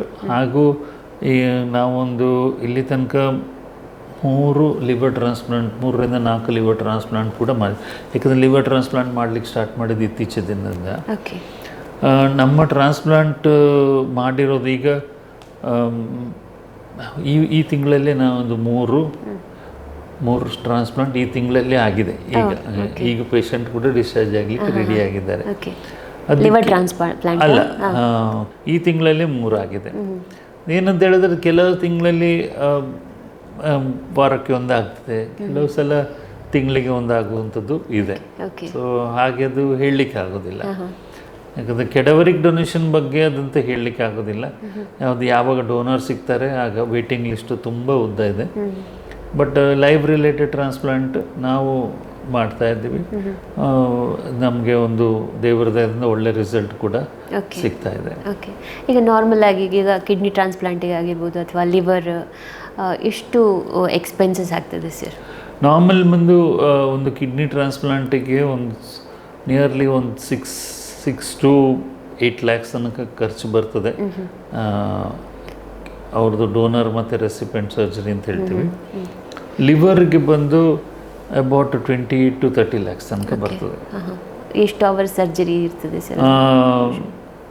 ಹವರ್ಸು ಸರ್ಜರಿ ಅಂತ ಹೇಳಿದರೆ ಇದು ನಮಗೆ ಕಿಡ್ನಿದು ನಾವು ಒಂದು ಕಡೆ ಡೋನರ್ದು ಸರ್ಜರಿ ಮಾಡಬೇಕು, ಅದೊಂದು ನಿಯರ್ಲಿ 4-5 hours ಆಗ್ತದೆ. ಸೈಮಲ್ಟೇನಿಯಸ್ಲಿ ಮಾಡಬೇಕು. ಆ ಕಡೆ ಅರ್ಧ ಇದನ್ನು ಮಾಡ್ತೀವಿ, ಒಂದು ಟೀಮ್ ಅಲ್ಲಿ ಮಾಡ್ತೇವೆ ಮತ್ತು ಇನ್ನೊಂದು ಟೀಮ್ ಇಲ್ಲಿ ಮಾಡ್ತೇವೆ, ಮತ್ತು ಅಲ್ಲಿಗೆ ಹೋಗಿ ಬೇಕು. ಟೋಟಲಿ ಬಂದು 2 ಸರ್ಜರಿ ಸೇರಿ ಒಂದು 8 hours ತನಕ ಹೋಗ್ತದೆ. ಓಕೆ ಸರ್, ಈಗ ಕಿಡ್ನಿ ಟ್ರಾನ್ಸ್ಪ್ಲಾಂಟ್ ಇದೆಲ್ಲ ಫೇಲ್ಯೂರ್ ಪ್ರಾಬ್ಲಮ್ಸ್ ಇದು.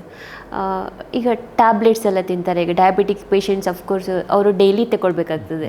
ಈ ಮೆಟ್ಫಾರ್ಮಿನ್, ಗ್ಲಿಂಪಿರೈಡ್ ಇರ್ಬೋದು, ಅದು ಎಷ್ಟು ಎಫೆಕ್ಟ್ ಆಗ್ತದೆ ಸರ್? ಅದು ಅಥವಾ ಬಿ ಪಿ ಪೇಷಂಟ್ಸ್ ಇರ್ಬೋದು. ಹಾಂ, ನಾವೇನು ಹೇಳ್ತೀವಿ ಅಂತ ಹೇಳಿದ್ರೆ ಡಯಾಬಿಟೀಸ್ ಮತ್ತು ಹೈಪರ್ಟೆನ್ಷನ್ ಎರಡೂ ಕಂಟ್ರೋಲಲ್ಲಿ ಇರಬೇಕು ಅವರು. ಸೊ ರೆಗ್ಯುಲರಾಗಿ ಬಂದು ಅವರು ಬಿ ಪಿ ಚೆಕ್ ಮಾಡ್ತಾ ಇರಬೇಕು, ಪ್ಲಸ್ ಹೈಪರ್ಟೆನ್ಷನ್ ಡಯಾಬಿಟಿಸ್ ಕೂಡ ನೋಡ್ತಾ ಇರಬೇಕಾಗತ್ತೆ ಪೀರಿಯಾಡಿಕಲಿ. ಅದೇ ಥರ ಅವ್ರದ್ದು ಲಿಪಿಡ್ ಪ್ರೊಫೈಲ್ ಅಂತ ನಾವು ಹೇಳ್ತೀವಿ, ಕೊಲೆಸ್ಟ್ರಾಲ್ ನೋಡಲಿಕ್ಕೆ. ಸೊ ಇದು ಕೂಡ ಅವರು ಚೆಕ್ ಮಾಡ್ತಾ ಇರಬೇಕು. ಜನರಲಿ ನಾವು ಒಂದು 3 ತಿಂಗಳಿಗೊಮ್ಮೆ ಆದರೂ ಮಾಡಬೇಕಂತ ಹೇಳ್ತೀವಿ. ಓಕೆ. ಪ್ರಾಸ್ಟೇಟ್ ಗ್ಲ್ಯಾಂಡ್ಸ್ ಹಲವರಿಗೆ ತುಂಬ ಪ್ರಾಬ್ಲಮ್ಸ್ ಇರ್ತದೆ. ಏಜ್ ಆಗ್ತಾ ಇರುವ ಹಾಗೆ ಅವರಿಗೆ ಯೂರಿನೇಷನ್ ಈ ಪ್ರಾಬ್ಲಮ್ ಅಂಥದ್ದು ಇರ್ತದೆ. ಅದು ಏಜ್ ರಿಲೇಟೆಡ್ ಇಶ್ಯೂಸಾ ಅಥವಾ ಪ್ರಾಸ್ಟೇಟ್ ಸಂಬಂಧಪಟ್ಟ problem age related?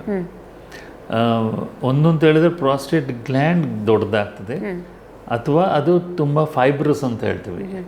Prostate gland ಬಂದು ಗಂಡಸರಿಗೆ ಮಾತ್ರೆ ಬರೋದು, ಮತ್ತು ಅದು ಮೂತ್ರಕೋಶದ ಕೆಳಗೆ ಅದರ ನೆಕ್ಕಲ್ಲಿ ಅಂತ ಹೇಳ್ತೀವಿ. ಸೊ ಈ ಪ್ರಾಸ್ಟೇಟ್ ಗ್ಲ್ಯಾಂಡ್ ಕೆಲವರಿಗೆ ದೊಡ್ಡದಾಗ್ತದೆ, ಅದು ಯೂರಿನ್ ಫ್ಲೋ ಮಾಡಲಿಕ್ಕೆ ಬಿಡೋದಿಲ್ಲ. ಸೊ ಇದರಲ್ಲಿ 2 ಟೈಪ್ ಇದೆ. ಒಂದು ಬಿನೈನ್ ಪ್ರಾಸ್ಟೇಟಿಕ್ ಹೈಪರ್ಪ್ಲೇಸಿಯಾ ಅಂತ ನಾವು ಹೇಳ್ತೀವಿ, ಅದು ಕ್ಯಾನ್ಸರಸ್ ಅಲ್ಲ. ಸೊ ಅದಕ್ಕೆ ಬೇರೆ ಬೇರೆ ಟ್ರೀಟ್ಮೆಂಟ್ಗಳು ಇದ್ದಾವೆ. ಇನ್ನೊಂದು ಬಂದು ಕ್ಯಾನ್ಸರ್ ಪ್ರಾಸ್ಟೇಟ್. ಈಗ ಫಸ್ಟಿಗೆ ನಾನು ಹೇಳಿದ್ರೆ ಬಿನೈನ್ ಪ್ರಾಸ್ಟೇಟಿಕ್ ಹೈಪರ್ಪ್ಲೇಸಿಯಾ, ಅದಕ್ಕೆ ನಾವು ಅಲ್ಟ್ರಾಸೌಂಡು ಅಥವಾ ಬೇರೆ ಯೂರೋಫ್ಲೋಮೆಟ್ರಿ ಅಂತ ಟೆಸ್ಟ್ ಮಾಡ್ತೀವಿ. ಅದು ಅವರಿಗೆ ಅವಶ್ಯಕತೆ ಬಿದ್ದರೆ ಸರ್ಜರಿ ಬೇಕು ಅಂತ ಹೇಳ್ತೀವಿ. ಇನಿಷಿಯಲಿ ನಾವು ಟ್ಯಾಬ್ಲೆಟ್ ಕೊಟ್ಟು ನೋಡ್ತೇವೆ. ಸೊ ಸರ್ಜರಿಗೆ ಅವಶ್ಯಕತೆ ಬಿದ್ದರೆ ಅದು ಕೂಡ ಎಂಡೋಸ್ಕೋಪಿಕ್ ಪ್ರೊಸೀಜರ್ ಇದೆ. ಮೂತ್ರಕೋಶದೊಳಗೆ ಲೈಟ್ ಹಾಕಿಬಿಟ್ಟು ನಾವು ಒಳಗಿನಿಂದಲೇ ಲೇಸರಲ್ಲಿ ಅದನ್ನು ಕಟ್ ಮಾಡಿ ತೆಗಿತೇವೆ. ಇತ್ತೀಚಿನಲ್ಲಿ ನಾವು ಇನ್ನೊಂದು ಹೊಸ ಒಂದು ಟೆಕ್ನಿಕ್ ತಂದಿದ್ದೀವಿ. ಅದು ಕೂಡ ಇಲ್ಲಿ ಎಲ್ಲೂ ಇಲ್ಲ ಆ ಟೆಕ್ನಿಕ್. ಅದು ಬಂದು ಕೆಲವರು ಈ ತುಂಬ ಸಿಕ್ಕಿರ್ತಾರೆ, ಅವ್ರಿಗೆ ಅನಸ್ತೇಷಿಯಾ ಕೊಡುವ ಸ್ಥಿತಿಯಲ್ಲಿ ಇರೋದಿಲ್ಲ, ಆದರೆ ಅವರಿಗೆ ಈ ಪ್ರಾಸ್ಟೇಟಿದ್ದು ಪ್ರಾಬ್ಲಮ್ ಇದೆ. ಸೊ ಅದಕ್ಕೋಸ್ಕರ ನಾವು ಒಂದು ವಾಟರ್ ವೇಪರ್ ಥೆರಪಿ ಅಂತ ರೆಸ್ಯೂಮ್ ಅಂತ ಒಂದು ಮೆಷಿನ್ ತಂದಿದ್ದೀವಿ.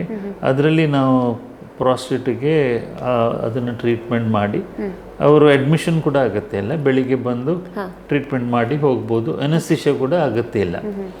ಅದು ವಾಟರ್ ವೇಪರ್ ಥೆರಪಿ ಅಂದರೆ ಹೇಗೆ ಸರ್? ಅದು ಎಂಡೋಸ್ಕೋಪಿಕಲ್ಲಿ ನಾವು ಮಾಡಿ, ಅದಕ್ಕೊಂದು ಮೆಷಿನ್ ಇದೆ. ಅದು ನಾವು ಪ್ರಾಸ್ಟೇಟ್ ಒಳಗೆ ಅದರಿಂದ ಒಂದು ನೀಡಲ್ ಬರ್ತದೆ, ಆ ನೀಡಲ್ ನಾವು ಪ್ರಾಸ್ಟೇಟ್ ಒಳಗೆ ಹಾಕ್ತೀವಿ. ಮತ್ತು ಆ ಮೆಷಿನ್ ಒಂದು ವಾಟರ್ ವೇಪರನ್ನು ಜನ್ರೇಟ್ ಮಾಡ್ತದೆ. ಆ ಜನ್ರೇಟ್ ಮಾಡಿ ಅದಕ್ಕೊಂದು ಆ ಪ್ರಾಸ್ಟೇಟ್ ಒಳಗೆ ಅದನ್ನು ಬಿಡ್ತದೆ. ಸೊ ಆಗ ಆ ಪ್ರಾಸ್ಟೇಟ್ ಎಲ್ಲ ಸ್ವಲ್ಪ ಕರಗಿ ಸಣ್ಣದಾಗ್ತದೆ. ಸೊ ಇದು ನಿಯರ್ಲಿ ಪೇನ್ಲೆಸ್ ಪ್ರೊಸೀಜರ್. ಕೆಲವರಿಗೆ ಯಾರಿಗೆ ನಾವು ಎಂಡೋಸ್ಕೋಪಿಕ್ ಬೇರೆ ಪ್ರೊಸೀಜರ್ ಮಾಡಲಿಕ್ಕೆ ಆಗೋದಿಲ್ಲ, ಅನಸ್ತೇಷಿಯಾ ಕೊಡಲಿಕ್ಕೆ ಆಗೋದಿಲ್ಲ, ಅವರಿಗೆ ಇದನ್ನು ನಾವು ಸಜೆಸ್ಟ್ ಮಾಡ್ತೇವೆ. ಮತ್ತು ಇದು ಬಿನೈನ್ ಪ್ರಾಸ್ಟೇಟ್ ಅಂತ ಹೇಳಿದೆಲ್ಲ ನಾನು, ಕ್ಯಾನ್ಸರ್ ಅಲ್ಲ ಅದು. ಒಂದು ವೇಳೆ ಕ್ಯಾನ್ಸರಸ್ ಪ್ರಾಸ್ಟೇಟ್ ಅಂತ ಬಂದರೂ ಕೂಡ ಅದಕ್ಕೇನು ದೊಡ್ಡ ಹೆದರುವಂಥದ್ದು ಏನಿಲ್ಲ. CA ಪ್ರಾಸ್ಟೇಟ್ ಅರ್ಲಿ ಡಯಾಗ್ನೋಸಿಸ್ ಮಾಡಿ ಟ್ರೀಟ್ಮೆಂಟ್ ಮಾಡಿದರೆ ತೊಂದರೆ ಆಗೋದಿಲ್ಲ ಅಂತ ನಾವು ಹೇಳ್ಬೋದು. ಅವರ ಲೈಫ್ ಎಕ್ಸ್ಪೆಕ್ಟೆನ್ಸಿ ಕೂಡ ಏನೂ ಕಡಿಮೆ ಆಗೋದಿಲ್ಲ. ಸೊ ಅದಕ್ಕೆ ಕೆಲವು ಮೆಡಿಕಲ್ ಮ್ಯಾನೇಜ್ಮೆಂಟ್ ಇದೆ, ಅಥವಾ ರೇಡಿಯೇಷನ್ ಥೆರಪಿ ಅಂತ ಕೊಡ್ತೀವಿ, ಅಥವಾ ಇತ್ತೀಚಿನ ದಿನಗಳಲ್ಲಿ ನಾವು ಅದಕ್ಕೆ ರೊಬೋಟಿಕ್ ಸರ್ಜರಿ ಮಾಡಿ ಪ್ರಾಸ್ಟೇಟ್ ಗೆಡ್ಡೆಯನ್ನೇ ತೆಗೆದು ಬಿಡ್ತೇವೆ. ಸೊ ಅದು ಒಳ್ಳೆ ರಿಸಲ್ಟ್ ಕೊಡ್ತದೆ, ಪೇಷಂಟ್ ಕೂಡ ಚೆನ್ನಾಗಿರ್ತಾರೆ ಆದಮೇಲೆ. ಬ್ಲ್ಯಾಡರ್ ಕ್ಯಾನ್ಸರ್ ಇದು ಸಿಂಪ್ಟಮ್ಸ್ ಏನು ಸರ್? ಬ್ಲ್ಯಾಡರ್ ಕ್ಯಾನ್ಸರ್ದು ಸಿಂಪ್ಟಮ್ ಪ್ರಿಡಾಮಿನೆಂಟ್ಲಿ ಮೂತ್ರದಲ್ಲಿ ಯೂರಿನ್ ಪಾಸ್ ಆಗುವಂಥದ್ದು. ನಾನು ಫಸ್ಟಿಗೆ ಹೇಳಿದೆ, ಯೂರಿನಲ್ಲಿ ಕ್ಲಾಟ್ ಹೋಗ್ತಾ ಇದ್ದರೆ ಕೂಡ ಅದು ಕ್ಯಾನ್ಸರ್, ಬ್ಲ್ಯಾಡರ್ದು ಕ್ಯಾನ್ಸರ್ ಇರ್ಬೋದು, ಅಥವಾ ಕೆಲವು ಸಲ ಕಿಡ್ನಿ ಕ್ಯಾನ್ಸರಿಂದ ಕೂಡ ಬ್ಲಡ್ ಹೋಗ್ತದೆ. ಸೊ ಹಾಗಾಗಿ ಫಸ್ಟ್ ಸಿಂಪ್ಟಮ್ ಯೂಶ್ವಲಿ ಬಂದು ಬ್ಲಡ್ ಹೋಗುವಂಥದ್ದು. ಇನ್ನು ಕೆಲವರಿಗೆ ಏನು ಸಿಂಪ್ಟಮ್ಸೇ ಇರೋದಿಲ್ಲ ಕ್ಯಾನ್ಸರ್ ಇದ್ದದ್ದು.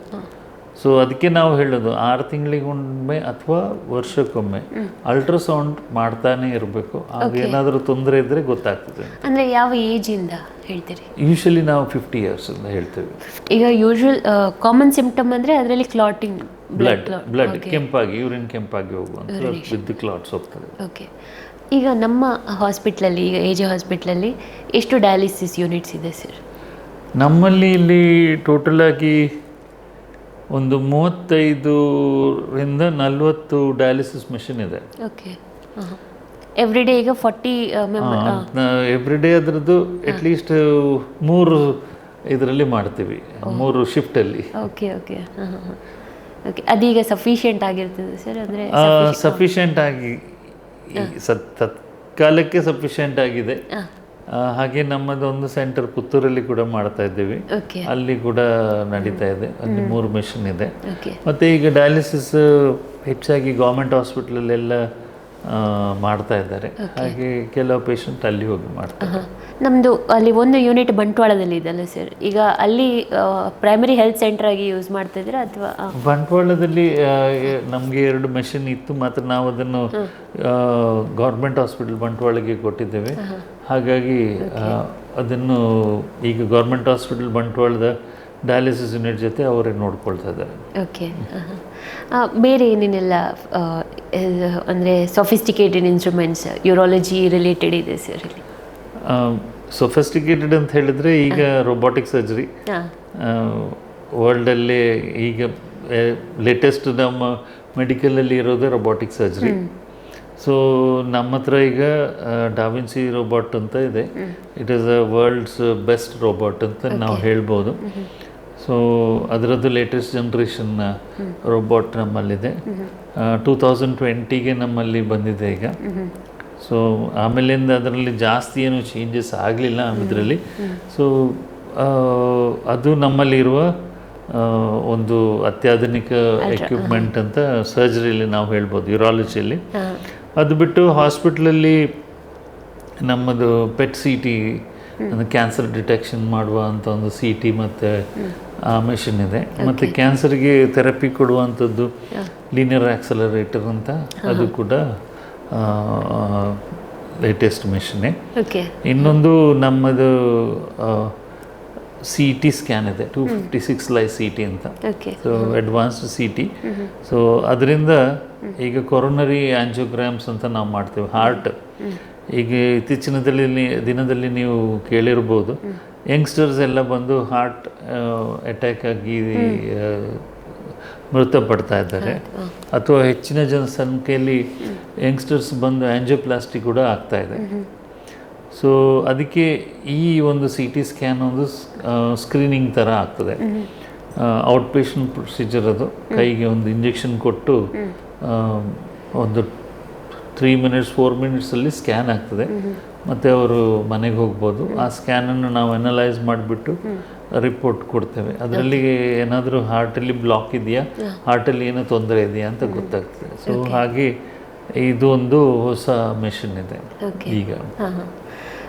ಈಗ ನೀವು ಯಂಗ್ ಜನ್ರೇಷನ್ ಅಂತ ಹೇಳುವಾಗ ಸರ್, ಕಿಡ್ನಿ ಸ್ಟೋನಿಗೆ ಈಗ ಬೀರ್ ಕುಡಿದ್ರೆ ಸ್ಟೋನ್ಸ್ ಹೋಗ್ತದೆ ಅಂತ ಹೇಳ್ತಾರೆ, ಹೌದಾ? ಅದೊಂದು ಜನರಿಗೊಂದು ಏನು, ನೀರು ಕುಡೀರಿ, ದಿನಕ್ಕೆ ಇಷ್ಟು ಲೀಟ್ರ್ ನೀರು ಕುಡೀರಿ ಅಂತ ಹೇಳಿದ್ರೆ ಯಾರೂ ನೀರು ಕುಡಿಯೋದಿಲ್ಲ. ಅದೇ ಯಾರೋ ಹೇಳ್ತಾರೆ ಮನೆಯಲ್ಲಿ, ಅದು ಬಿಯರ್ ಕುಡಿದ್ರೆ ಸ್ಟೋನ್ ಹೋಗ್ತದೆ ಅಂತ. ಸೊ ಅದು ಒಂದೊಂದು ಗಂಟೆಯಲ್ಲಿ ಬೇಕಿದ್ರೆ 2 I think it's about 750 ml, 1.5 litre 2 litre beer ಕುಡಿತಾರೆ, ತೊಂದರೆ ಇಲ್ಲ. ಅದೇ ನೀರು ಕುಡಿಯೋದಂದರೆ ಕುಡಿಯೋದಿಲ್ಲ. ಸೊ ಲಿಟಲ್ ಬಿಟ್ ಆಫ್ ಏನು ಅದು ಡಯೂರೆಸಿಸ್ ಅಂತ ನಾವು ಹೇಳ್ತೀವಿ, ಯೂರಿನ್ ಜಾಸ್ತಿ ಹೋಗೋ ಇದಿದೆ, because it's a barley water. ಅದು ಬಿಟ್ಟು ಬಿಯರ್ ಕುಡಿದ್ರೆ ಸ್ಟೋನ್ ಆಗೋದಿಲ್ಲ ಅಂತ ಏನಲ್ಲ, ಜಸ್ಟ್ ಅದೊಂದು ರೀಸನ್, ಕುಡಿಲಿಕ್ಕೆ ಒಂದು ರೀಸನ್ ಅಷ್ಟೇ. Okay sir. ಸರ್, ಈಗ ನಿಮ್ಮ ಈ ಇನ್ಸ್ಟಿಟ್ಯೂಷನ್ಗೆ ನಿಮ್ಮ ಪ್ಲ್ಯಾನ್ಸ್ ಏನು, ಮುಂದಿನ ಯೋಜನೆ ಏನಾದರೂ ಇದೆಯಾ? ಯೋಜನೆಗಳು ನಾವು ಏನೆಲ್ಲ ಹೊಸದು ಎಕ್ವಿಪ್ಮೆಂಟ್ಸ್ಗಳು ಬರ್ತದೆ, ಹೊಸ ಟೆಕ್ನಾಲಜಿ ಬರ್ತದೆ ವರ್ಲ್ಡ್ ಓವರ್, ನಾವು ಅದನ್ನು ನೋಡ್ತಾ ಇರ್ತೀವಿ ಯಾವಾಗಲೂ. ಸೊ ಏನು ಅದಕ್ಕೆ ಬೇಕಾಗಿರೋದು ಟ್ರೈನ್ಡ್ ಡಾಕ್ಟರ್ಸನ್ನು ಕೂಡ ನಾವು ಸೋರ್ಸ್ ಮಾಡ್ತೀವಿ. ಸೊ ಏನೇ ಹೊಸ ಟೆಕ್ನಾಲಜಿ ಬಂದರೂ ಕೂಡ ನಾವು ಅದನ್ನು ಫಸ್ಟ್ ಅಡಾಪ್ಟ್ ಮಾಡ್ತೀವಿ. ಹಾಗೆ ನಮ್ಮ ಡಾಕ್ಟರ್ಸ್ಗಳು ಯಾರು ಅದಕ್ಕೆ ಟ್ರೈನಿಂಗಿಗೆ ಬೇಕು ಅವರನ್ನು ನಾವು ಟ್ರೈನಿಂಗ್ ಕಳಿಸ್ತೇವೆ. ಅಥವಾ ಒಂದು ಹೊಸದು ಯಾವುದೋ ಡಿಪಾರ್ಟ್ಮೆಂಟ್ ಸ್ಟಾರ್ಟ್ ಮಾಡ್ತೇವೆ ಅಂತಾದರೂ ಕೂಡ ಅದಕ್ಕೆ ಯಾರು ಸೂಕ್ತ ಡಾಕ್ಟರ್ಸ್ ಇದ್ದಾರೆ ಅದನ್ನು ತಂದು ಅವರನ್ನು ತಂದು ಇಲ್ಲಿ ನಾವು ಆ ಡಿಪಾರ್ಟ್ಮೆಂಟನ್ನು ಸ್ಟಾರ್ಟ್ ಮಾಡ್ತಾ ಇದ್ದೀವಿ. ಹಾಗಾಗಿ ಈಗ ಸದ್ಯಕ್ಕೆ ನಾವು ಎಲ್ಲ ಅಪ್ ಟು ಡೇಟ್ ಇದ್ದೇವೆ.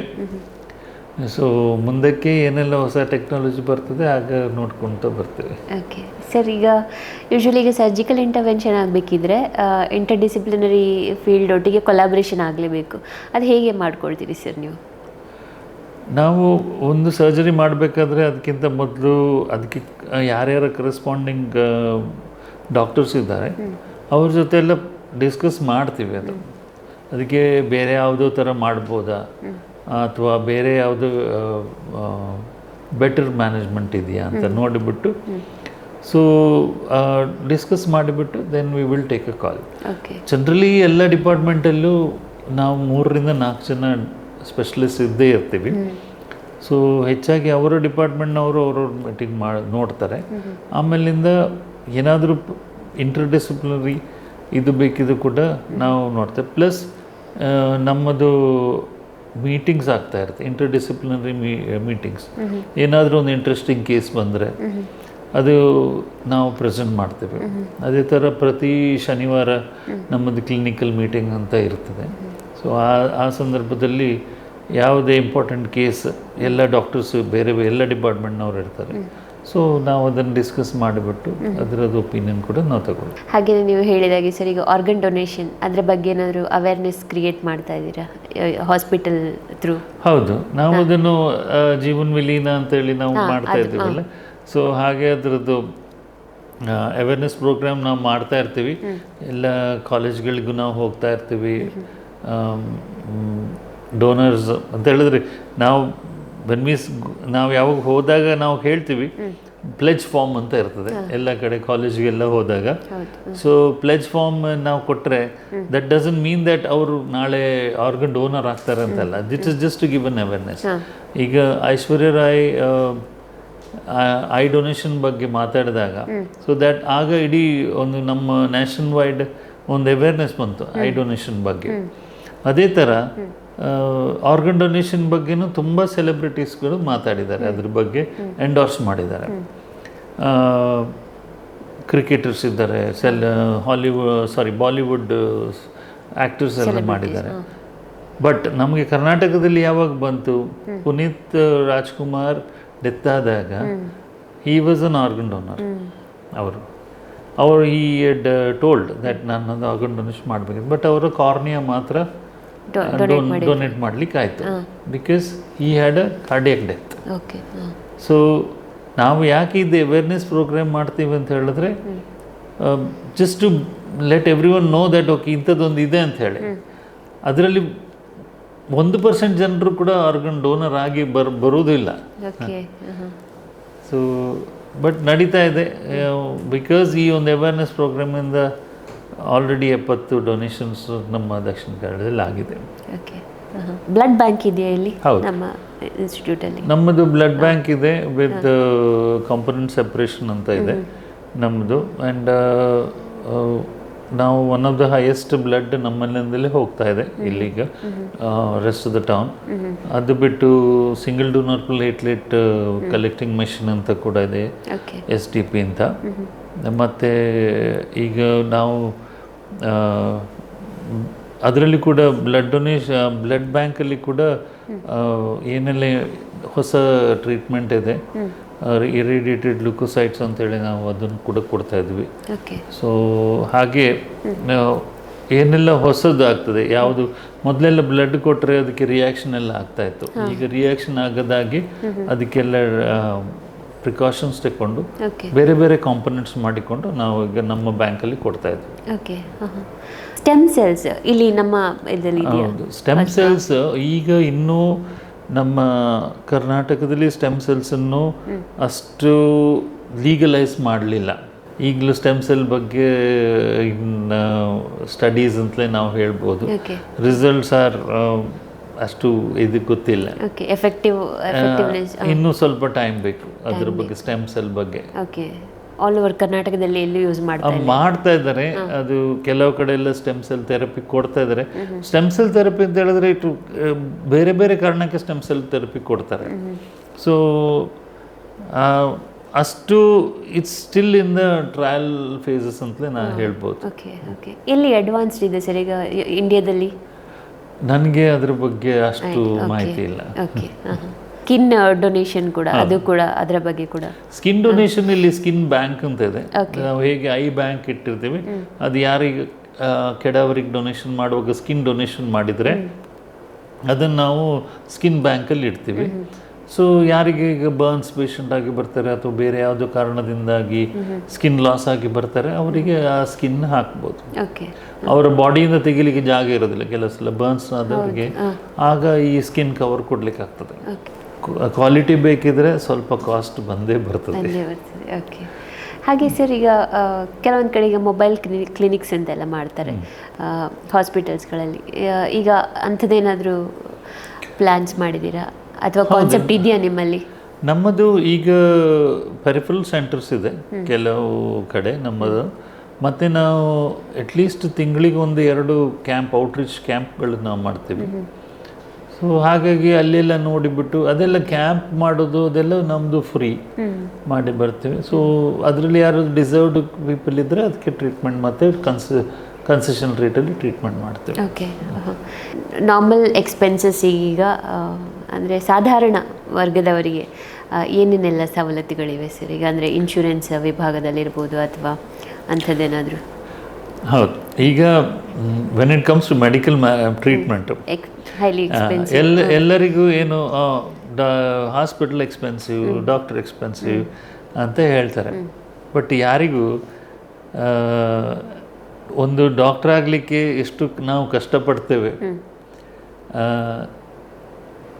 ಅದ್ರ ಬಗ್ಗೆ ಯಾರಿಗೂ ಅರಿವಿಲ್ಲ. ನಾವು ಸಾಧಾರಣ ಒಂದು 35 ಇಯರ್ಸ್ ನಮ್ಮ ಲೈಫ್ ನಮಗೆ ಸ್ಟಡೀಸಿಗೆ ಹೋಗ್ತದೆ. ಅದಾದಮೇಲೆ ಬಂದು ನಾವು ಎನಿ ಎಮರ್ಜೆನ್ಸೀಸ್ ಯಾವುದಕ್ಕೂ ಕೂಡ ನಾವು ಅಟೆಂಡ್ ಆಗ್ತೀವಿ. ನಮಗೆ ಸಂಡೇ ಅಂತ ಇಲ್ಲ, ಫ್ಯಾಮಿಲಿ ಫಂಕ್ಷನ್ಗೆ ಹೋಗ್ಲಿಕ್ಕೆ ಟೈಮ್ ಇರೋದಿಲ್ಲ ಹೆಚ್ಚಾಗಿ. But it is like service, ನಾವು ಒಂದು ಮಾಡುವಂಥ service. So world over medical is highly paid service ಎಲ್ಲರಿಗೂ. ಹಾಗಾಗಿ ಅದು ಕೈಗೆಟಕೋ ದರಕ್ಕೆ ಬರ್ತದೆ ಅಂತ ನಾನು ಹೇಳಲಿಕ್ಕೆ ಆಗೋದಿಲ್ಲ. But it is like normal expenses ಅಂತ ನಾನು ಹೇಳಬೇಕು. ಹಾಗೆ ನಾರ್ಮಲಾಗಿ ಜನರು ಎಲ್ಲರೂ ಹೆಲ್ತ್ ಇನ್ಶೂರೆನ್ಸ್ ತಗೊಂಡ್ರೆ ಒಳ್ಳೆಯದು.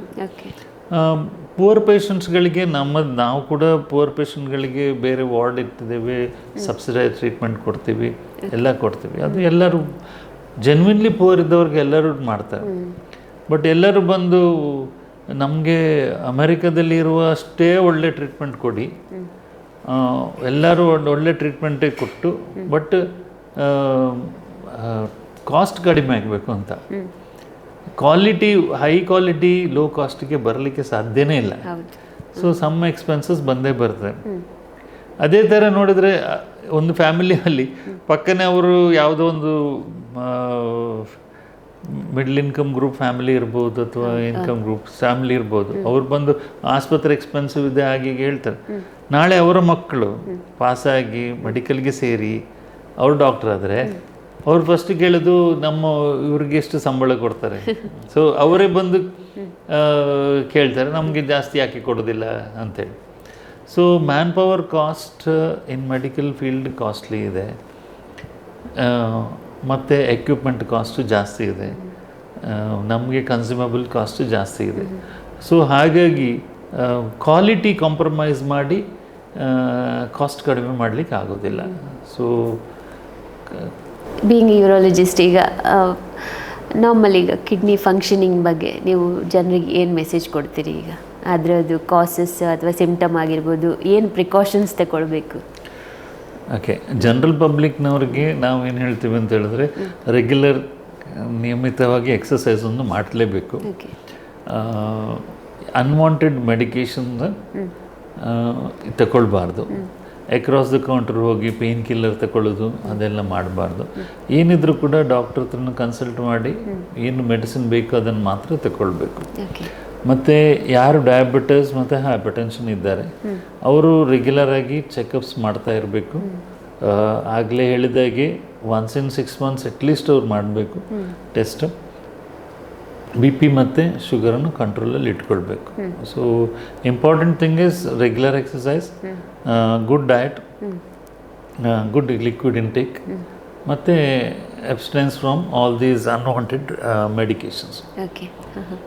ನಿಮಗೆ ಇಷ್ಟು 32 ವರ್ಷದ ಸುದೀರ್ಘ ಪ್ರೊಫೆಷ್ನಲ್ ಸರ್ವಿಸಲ್ಲಿ ಸರ್ ನಿಮಗೇನಾದರೂ ಮೆಮೊರೇಬಲ್ ಎಕ್ಸ್ಪೀರಿಯನ್ಸ್?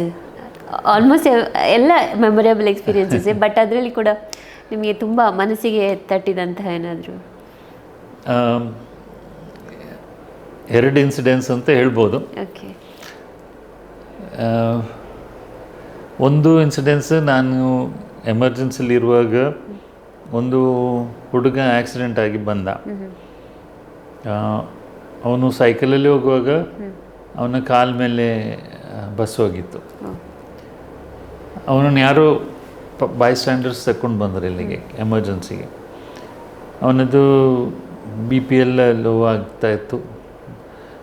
ಏನು ಗೊತ್ತಾ, ಸ್ವಲ್ಪ ಬರುವಾಗ ಅಲ್ಲಿ ಎಲ್ಲ ಗಾಯ ಎಲ್ಲ ಇದಾಗಿ ಕಾಲೆಲ್ಲ ಕ್ರಶ್ ಆಗಿತ್ತು.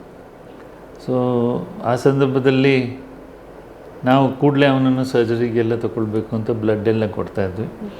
ಸೊ ಅಲ್ಲಿ ಒಮ್ಮೆಲೆ ಅವನ ಬಾಡಿಯಿಂದ ದೊಡ್ಡ ಬ್ಲಡ್ ಹಾರ್ಲಿಕ್ಕೆ ಶುರುವಾಯಿತು. ಸೊ ಆಗ ನಾವಲ್ಲಿ ಒಂದು ಆರ್ಟ್ರಿ ಫೋರ್ಸಸ್ ಅಂತ ಇದೆ. ಸೊ ನಾ ಏನು ಮಾಡಿಬಿಟ್ಟು ಅದನ್ನು ಕ್ಲ್ಯಾಂಪ್ ಮಾಡಿಬಿಟ್ಟೆ ನಾನು ಆರ್ಟ್ರಿ. ಸೊ ಆಮೇಲಿಂದ ಅವನು ಸರ್ಜರಿ ಮಾಡಿದ್ವಿ. ಸರ್ಜರಿ ಮಾಡಿ ಜೀವ ಉಳಿತು. ಒಂದು ಜೀವ ಉಳಿದು ಹುಷಾರಾಗಿದ್ದಾನೆ. ಕಾಲು ಉಳಿಸ್ಲಿಕ್ಕೆ ಆಗಲಿಲ್ಲ. ಬಟ್ ಈಗ ಖುಷಿ ಏನಂತ ಹೇಳಿದ್ರೆ, ಆ ಹುಡುಗ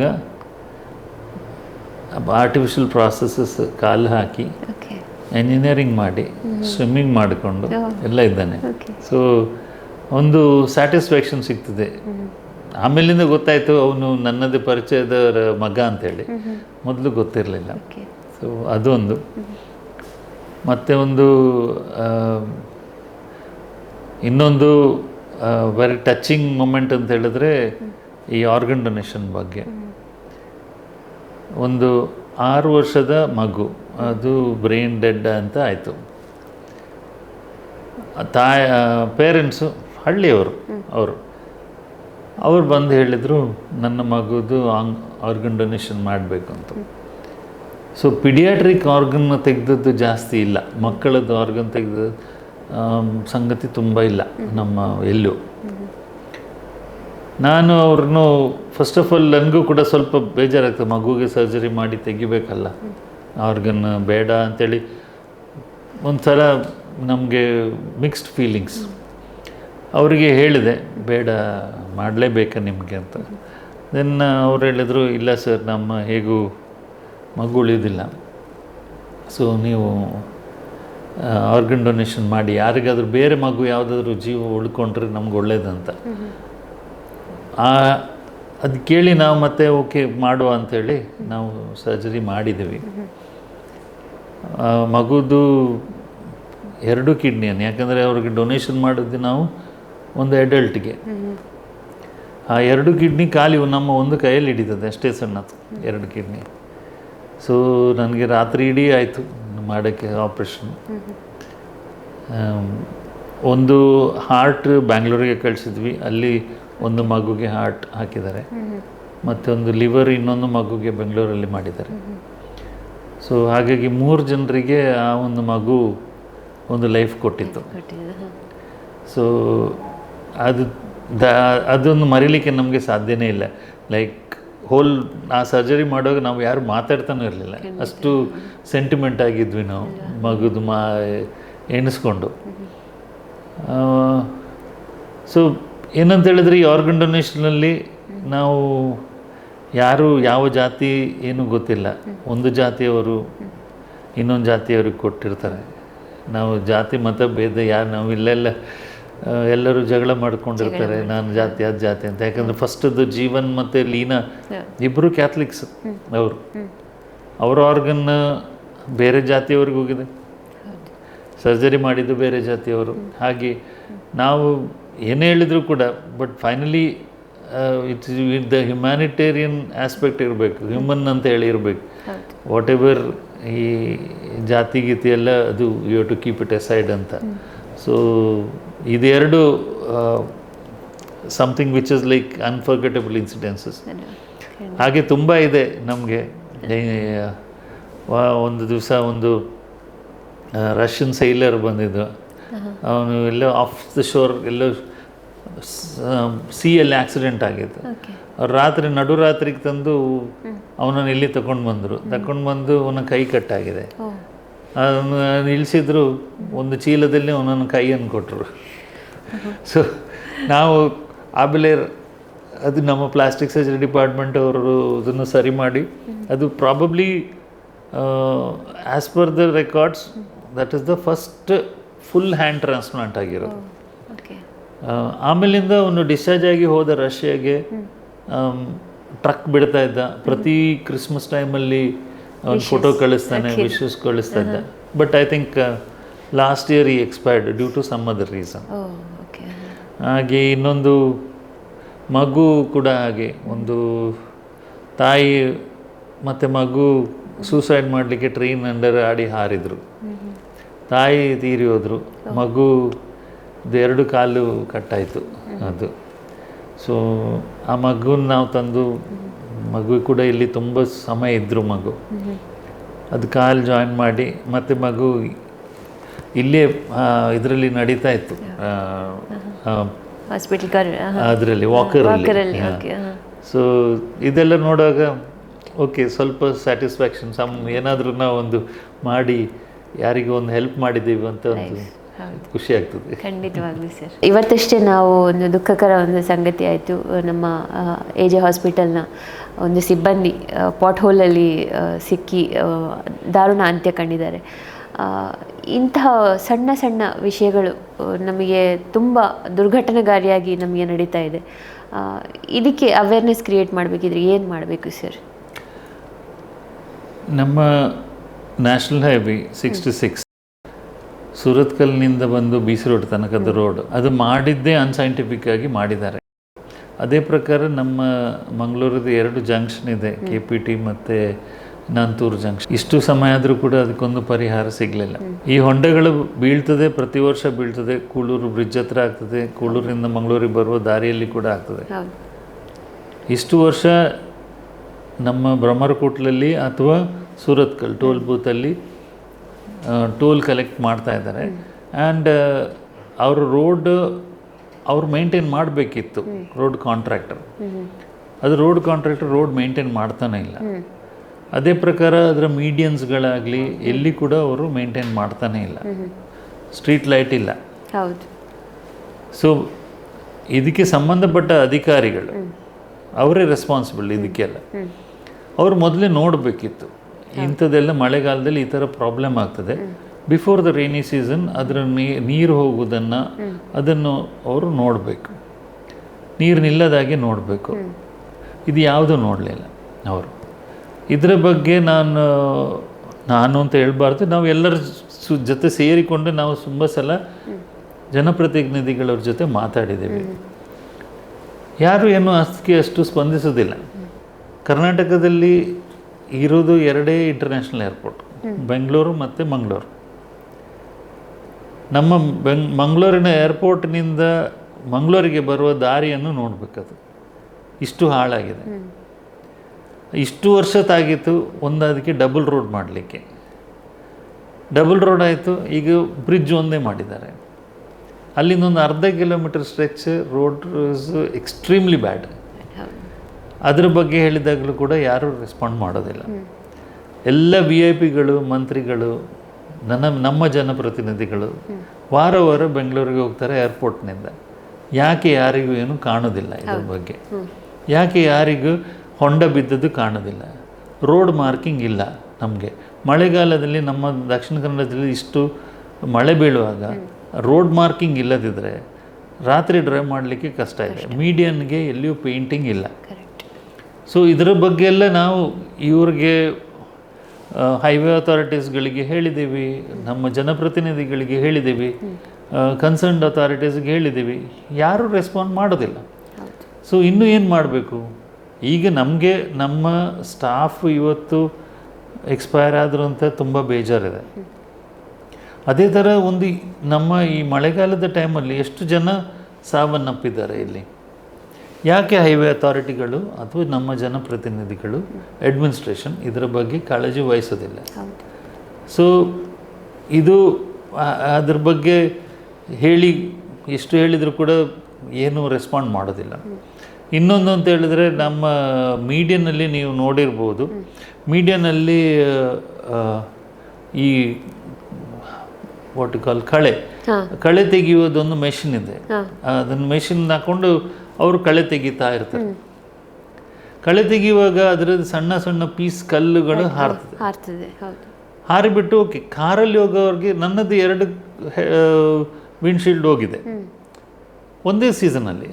ಈ ಸೀಸನಲ್ಲಿ ನಂದು 2 ವಿಂಡ್ಶೀಲ್ಡ್ ಹೋಯ್ತು 2 ಕಡೆ. ಬಟ್ ಓಕೆ, ನಮಗೆ ವಿಂಡ್ಶೀಲ್ಡ್ ಹೋದರೆ ಏನು ಪ್ರಾಬ್ಲಮ್ ಇಲ್ಲ, ಏನು ಕಂಪ್ಲೇಂಟ್ ಇಲ್ಲ. ಇಮ್ಯಾಜಿನ್ ಮಾಡಿ, ಒಂದು ಯಾರಾದರೂ 2 ವೀಲರಲ್ಲಿ ಹೋಗ್ತಾ ಇರ್ತಾರೆ, ಅವರು ಹೆಲ್ಮೆಟ್ ವೈಸರ್ ಇರೋದಿಲ್ಲ, ಅವರ ಕಣ್ಣಿಗೆ ಏನಾದರೂ ಬಿದ್ದರೆ ಏನಾಗಬೇಕು? ಸೊ ಇದ್ರ ಬಗ್ಗೆ ಕೂಡ ನಾನು ಹೇಳಿದೆ ಅವ್ರಿಗೆ, ಇದು ಕಳೆ ಕೀಳುವಾಗ ಅದನ್ನು ಮಾಡುವಾಗ ಅದಕ್ಕೊಂದು ಕವರ್ ಮಾಡಿ. ಸೊ ದೇ ಡೋಂಟ್ ರೆಸ್ಪಾಂಡ್ ಇದಕ್ಕೆ. ಸೊ ಐ ಥಿಂಕ್ ನಮ್ಮ ದಕ್ಷಿಣ ಕನ್ನಡ ಜಿಲ್ಲೆ, ನಾವು ಹೇಳೋದು ಬುದ್ಧಿವಂತರ ಜಿಲ್ಲೆ ಅಂತ ನಾವು ಹೇಳ್ತೀವಿ. ಐ ಥಿಂಕ್ ನಾವೇನು ಮಾಡ್ತೇವೆ, ನಮಗೆ ಏನಾದರೂ ಕೂಡ ನಮ್ಮ ಮನೆಗೆ ಬೆಂಕಿ ಬೀಳೋ ತನಕ ನಾವು ಯಾರು ಅದರ ಬಗ್ಗೆ ಬಾದರ್ ಮಾಡೋದಿಲ್ಲ. ಈಗ ನಮಗೇನಾದ್ರು ಪ್ರಾಬ್ಲಮ್ ಆಯಿತು, ನಾವು ಎದ್ದು ನಿಲ್ತೇವೆ, ಮತ್ತು 2 ದಿವಸದಲ್ಲಿ ಎಲ್ರಿಗೂ ಮರ್ತೋಯ್ತು ಅದರ ಬಗ್ಗೆ. I think south Canara people are little ಏನು ಈ ಪಬ್ಲಿಕ್ ಇಮ್ಯುನಿಟೀಸ್ ಬಗ್ಗೆ ಮಾತಾಡೋದು, ಗಲಾಟೆ ಮಾಡೋದು ಅದೆಲ್ಲ ಸ್ವಲ್ಪ ಕಮ್ಮಿ. ಅವರಾಯಿತು, ಅವರ ಕೆಲಸ ಆಯಿತು, ಏನು ಯಾರು ನಾಟ್ ಬಾದರ್ಡ್ ಅಬೌಟ್ ಇಟ್. ಇದೇ ಬೇರೆ ಯಾವುದಾದ್ರೂ ಊರಲ್ಲಿ ಆಯಿತು, ಇಷ್ಟು ಗುಂಡಿ ಇದ್ದರೆ ಅವರಲ್ಲಿ ಬಂದು ಗಲಾಟೆ ಮಾಡಿ ಏನಾದರೂ ಅದರಲ್ಲಿ ಗಿಡ ನೆಟ್ಟು ಪ್ರೊಟೆಸ್ಟ್ ಮಾಡ್ತಾ ಇದ್ದಾರೆ. We are not bothered. ಹಾಗೆ ಸೇಮ್ ಥಿಂಗ್, ನಮ್ಮ ಎಲ್ಲರೂ ಜನಪ್ರತಿನಿಧಿಗಳು ಒಳ್ಳೆ ಪರಿಚಯದವರೇ, ಫ್ರೆಂಡ್ಸೇ ನಮ್ಮದು, ಆದರೂ ಕೂಡ ಯಾರು ಏನು ರೆಸ್ಪಾಂಡ್ ಮಾಡೋದಿಲ್ಲ ಅಂತ ಹೇಳಲಿಕ್ಕೆ ನನಗೆ ಬೇಜಾರಾಗ್ತದೆ. ಖಂಡಿತವಾಗ್ಲೂ sir. Being A doctor, being N academician, ಹಾಗೆಯೇ ಇದು ಇಂತಹ ದೊಡ್ಡ ಒಂದು ಇನ್ಸ್ಟಿಟ್ಯೂಟನ್ನು ರನ್ ಮಾಡಬೇಕಿದ್ರೆ ಹೇಗೆ ನೀವು ಮ್ಯಾನೇಜ್ ಮಾಡ್ತೀರಿ ಸರ್? ಒಬ್ಬನಿಂದ ಇನ್ಸ್ಟಿಟ್ಯೂಷನ್ ರನ್ ಮಾಡಲಿಕ್ಕೆ ಆಗೋದಿಲ್ಲ. ಎಲ್ಲ ನನ್ನ ಫ್ಯಾಮಿಲಿ ಮೆಂಬರ್ಸ್ ಎಲ್ಲ ರೆಸ್ಪಾನ್ಸಿಬಿಲಿಟಿ ತಗೊಂಡಿದ್ದಾರೆ ಇಲ್ಲಿ ಮಾಡಲಿಕ್ಕೆ. ಹಾಗೆಯೇ ಸ್ಟಾಫ್ ಅವರೆಲ್ಲ ಸಹಕಾರ ಇದ್ದರೆ, ಡಾಕ್ಟರ್ ಸಹಕಾರ ಇದ್ದರೆ ಮ್ಯಾನೇಜ್ಮೆಂಟ್ ಈಸಿ ಆಗುತ್ತೆ. ಸೊ ಎಲ್ಲರನ್ನೂ ಒಂದೇ ಚೆನ್ನಾಗಿ ನೋಡ್ಕೊಳ್ಳೋದು ಮಾತ್ರ ನಮ್ಮ ಇದು. ಸೊ ಹಾಗಾಗಿ ಅವರಷ್ಟಕ್ಕೆ ಅವ್ರು ಮಾಡ್ತಾರೆ. ಏನಾದರೂ ತೊಂದರೆ ಆದರೆ ನಮಗೆ ಬರ್ತದೆ ನೋಡ್ಕೊಳ್ಳಿಕ್ಕೆ. ಬಟ್ ಪ್ರೈಮರಿ ನಾನು ಏನು ಹೇಳೋದು ಅಂತ ಹೇಳಿದ್ರೆ, ಒಂದು ವ್ಯಕ್ತಿಯಿಂದಲೇ ಎಲ್ಲ ಆರ್ಗನೈಸೇಷನ್ ಮುಂದೆ ಹೋಗೋದಲ್ಲ. ಸೊ ಅವನಿಗೆ ಹಿಂದೆ ಎಲ್ಲರೂ ಇರೋದರಿಂದ ನಾವೊಂದು ಫೇಸ್ ಅಷ್ಟೇ. ಸೊ ಹಾಗೆ ಎಲ್ಲರ ಸಹಕಾರದಿಂದ ಇದು ನಡೀತಾ ಇದೆ ಅಷ್ಟೇ. ನಿಮ್ಮ ಫ್ಯಾಮಿಲಿ ಅಂತ ಬಂದಾಗ ಸರ್, ಮೇಡಮ್ ಅವರ ಬಗ್ಗೆ ಸ್ವಲ್ಪ ಹೇಳ್ಬೋದಾ? ಅವಳು MBBS ಮಾಡಿ MD ಇನ್ ಹಾಸ್ಪಿಟಲ್ ಅಡ್ಮಿನಿಸ್ಟ್ರೇಷನ್ ಮಾಡಿದ್ದಾಳೆ. ಸೊ ಹೆಚ್ಚಾಗಿ ಎಲ್ಲ ಅಡ್ಮಿನಿಸ್ಟ್ರೇಷನ್ ಕೆಲಸ, ಆಸ್ಪತ್ರೆದ ಕೆಲಸ, ಅಡ್ಮಿನಿಸ್ಟ್ರೇಷನ್ ಕೆಲಸ ಅವಳೇ ನೋಡ್ಕೊಳ್ತಾರೆ. ಅಪಾರ್ಟ್ ಫ್ರಮ್ ದ್ಯಾಟ್ ಅವಳು ಕ್ವಾಲಿಟಿ ಡಿಪಾರ್ಟ್ಮೆಂಟ್ ಕೂಡ ಅದನ್ನು ಅವಳೇ ನೋಡೋದು. ಹಾಗಾಗಿ so quality and administration work, ಮತ್ತು ನಮ್ಮದೊಂದು ಹಾಸ್ಪಿಟಲ್ ಅಡ್ಮಿನಿಸ್ಟ್ರೇಷನ್ ಕಾಲೇಜ್ ಕೂಡ ಇದೆ. ಸೊ ಇದನ್ನೆಲ್ಲ ಅವಳು ನೋಡ್ಕೊಳ್ತಾಳೆ. Okay. Apart from this, you are also into philanthropic activities ಅಲ್ವಾ ಸರ್? ನೀವು ನರಹರಿ ಪರ್ವತದ್ದು ಟ್ರಸ್ಟಿ ಅಂತ ಕೇಳಿದ್ದೇನೆ, ಆಡಳಿತ ಮುಕ್ತೇಸರು ಅಂತ. ಹೇಗೆ ನೀವು ಸಮಯ ಹೊಂದಿಸ್ಕೊಳ್ತೀರಿ ಅಂತಹ ಕೆಲಸ ಕಾರ್ಯಗಳಿಗೆಲ್ಲ? ಅದು ಏನೋ ಒಂದು ದೈವೇಚ್ಛೆ ಸಿಕ್ಕಿದ್ದು. ತಂದೆಯವರು ಮೊದಲು ಅದರ ಆಡಳಿತ ಮುಕ್ತೇಸರಾಗಿದ್ದರು, ಮತ್ತು ಆ ಟೆಂಪಲನ್ನು ಜೀರ್ಣೋದ್ಧಾರ ಮಾಡಿದರು ವೇ ಬ್ಯಾಕ್ 32 ಇಯರ್ಸ್ ಹಿಂದೆ. ಸೊ ಅವರ ದೇಹಾಂತ ಆದಮೇಲೆ ಜನರು ನನ್ನನ್ನು ಅಲ್ಲಿಗೆ ಬರಬೇಕು ಅಂತ ಹೇಳಿದರು. ಹಾಗಾಗಿ ನಾನು ಅಲ್ಲಿ ಇನ್ವಾಲ್ವ್ ಆಗಿದ್ದೇನೆ ಲಾಸ್ಟ್ 10 ವರ್ಷದಿಂದ. ಓಕೆ. ಸೊ ಈಗೇನಂತ ಹೇಳಿದ್ರೆ ಆ ಒಂದು ದೇವಸ್ಥಾನ ಆಗ ಅವರು ರಿನೋವೇಷನ್ ಮಾಡಿದ್ದು, ಮತ್ತು ಈಗ ಓವರ್ ಪೀರಿಯಡ್ ಅದು ಸ್ವಲ್ಪ ಶಿಥಿಲ ಆಗಿತ್ತು. ಸೊ ಅದಕ್ಕೆ ನಾವು ಹೊಸದಾಗಿ ಮಾಡಬೇಕು ಅಂತ ಇದ್ದೀವಿ. ಸೊ ಅದನ್ನೊಂದು ಕಷ್ಟಪಟ್ಟು ಈಗ ಮಾಡ್ತಾ ಇದ್ದೇನೆ ದೇವಸ್ಥಾನ ಎಲ್ಲರ ಸಹಕಾರದಿಂದ. ಸೊ ಮೊದಲು ಅದಕ್ಕೆ ಮೇಲೆ ಹೋಗಲಿಕ್ಕೆ ರಸ್ತೆ ಎಲ್ಲ ಇರಲಿಲ್ಲ. ಸೊ ಈಗ ರಸ್ತೆ ಮಾಡಿದ್ದೀವಿ, ಜನರಿಗೆ ಅನುಕೂಲ ಆಗಿದೆ ಮೇಲೆ ಹೋಗಲಿಕ್ಕೆ. ಅದೇ ಥರ ದೇವಸ್ಥಾನದ್ದು ರಿನೋವೇಷನ್ ಕೆಲಸ ಕೂಡ ನಾವೀಗ ಶುರು ಮಾಡಿದ್ದೀವಿ. ಸೊ ಹಂತ ಹಂತವಾಗಿ ನಾವು ಅದನ್ನು ಮಾಡ್ತಾ ಇದ್ದೇವೆ. ಓಕೆ. ಎಷ್ಟು ವರ್ಷಗಳದ್ದು ಪುರಾತನ ಸರ್ ಅದು ದೇವಸ್ಥಾನ? ಅದು ಪುರಾತನ ಎಷ್ಟು ಅಂತ ಹೇಳಲಿಕ್ಕೆ ಆಗೋದಿಲ್ಲ. ಮಿಥಾಲಜಿಕಲ್ ಸಿಗ್ನಿಫಿಕೆನ್ಸ್ ಅದಕ್ಕೆ ಹೇಳ್ತಾರೆ. ಪಾಂಡವರು ಅವರ ಪಾಪ ವಿಮೋಚನೆಗೋಸ್ಕರ ತೀರ್ಥಯಾತ್ರೆಗೆ ಹೋಗುವಾಗ ಒಂದು ದಿನ ಆ ಜಾಗದಲ್ಲಿ ತಂಗಿದ್ರು ಅಂತ ಒಂದು ಪ್ರತೀತಿ ಇದೆ. ಸೊ ಆಗ ಅವರು ಶಿವಲಿಂಗವನ್ನು ಪ್ರತಿಷ್ಠೆ ಮಾಡಿ ಕೃಷ್ಣ ಅವರ ಶಂಖಚಕ್ರ ಗದಾ ಪದ್ಮ ಆ ಶೇಪಲ್ಲಿ ಅಲ್ಲಿ ಒಂದು 4 ಕೆರೆಗಳಿದೆ, ಅದೇ ಶೇಪಲ್ಲಿದೆ ಶಂಖಚಕ್ರ ಗದಾ ಪದ್ಮ. ಅದರಲ್ಲಿ ಯಾವಾಗಲೂ ನೀರಿದೆ. ನಮ್ಮ ನರಹರಿ ಪರ್ವತ ಸಾಧಾರಣ ಒಂದು 500 to 600 metres above the sea level ಅನಿಸುತ್ತೆ. ಆದರೂ ಕೂಡ ಅಲ್ಲಿ ಕೆರೆಯಲ್ಲಿ ನೀರಿರೋದೊಂದು ವಿಶೇಷ.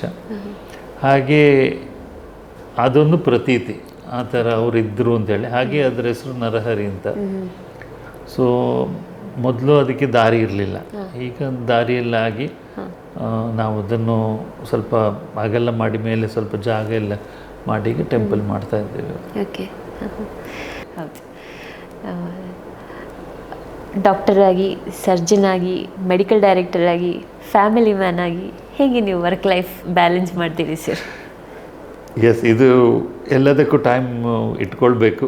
ನಾವು ಡಾಕ್ಟ್ರಾಗಿ ನಾನು ನನ್ನ ಟೈಮ್ ಬೇಸಿಕಲಿ ಬೆಳಿಗ್ಗೆ 8ರಿಂದ ಸಾಯಂಕಾಲ 4 ಗಂಟೆ ತನಕ ಆ್ಯಸ್ ಎ ಡಾಕ್ಟರ್ ಕೆಲಸ ಮಾಡ್ತೀನಿ. ಓಕೆ. ಅಡ್ಮಿನಿಸ್ಟ್ರೇಷನ್ ಕೆಲಸ ಎಲ್ಲ ಹೆಚ್ಚಾಗಿ ಮಧ್ಯಾಹ್ನ ಮೇಲೆ ಮಾಡ್ತೀನಿ ನಾನು, 4ರಿಂದ 7 ಗಂಟೆ ತನಕ. ಸ್ಟ್ರಿಕ್ಟ್ಲಿ 7:30ಯಿಂದ ಫ್ಯಾಮಿಲಿ ಟೈಮ್. 7:30ಗೆ ಮನೆಗೆ ಹೋಗ್ತೇನೆ. ಮತ್ತು devote time with the family, ಅದು ವೆರಿ ಸ್ಟ್ರಿಕ್ಟ್ಲಿ ಫಾಲೋ ಮಾಡ್ತಿದ್ದೀನಿ. Okay, nice sir. ತುಂಬ ಖುಷಿ ಆಯಿತು ಸರ್, ಇಷ್ಟು ಹೊತ್ತುವರೆಗೆ ನಿಮ್ಮ ಅತ್ಯಂತ ಬ್ಯುಸಿ ಶೆಡ್ಯೂಲ್ನಲ್ಲಿ ಕೂಡ ನಮಗೆ ಸಂವಾದ ನಡೆಸಲಿಕ್ಕೆ ಅವಕಾಶ ಮಾಡಿಕೊಟ್ಟದಕ್ಕಾಗಿ.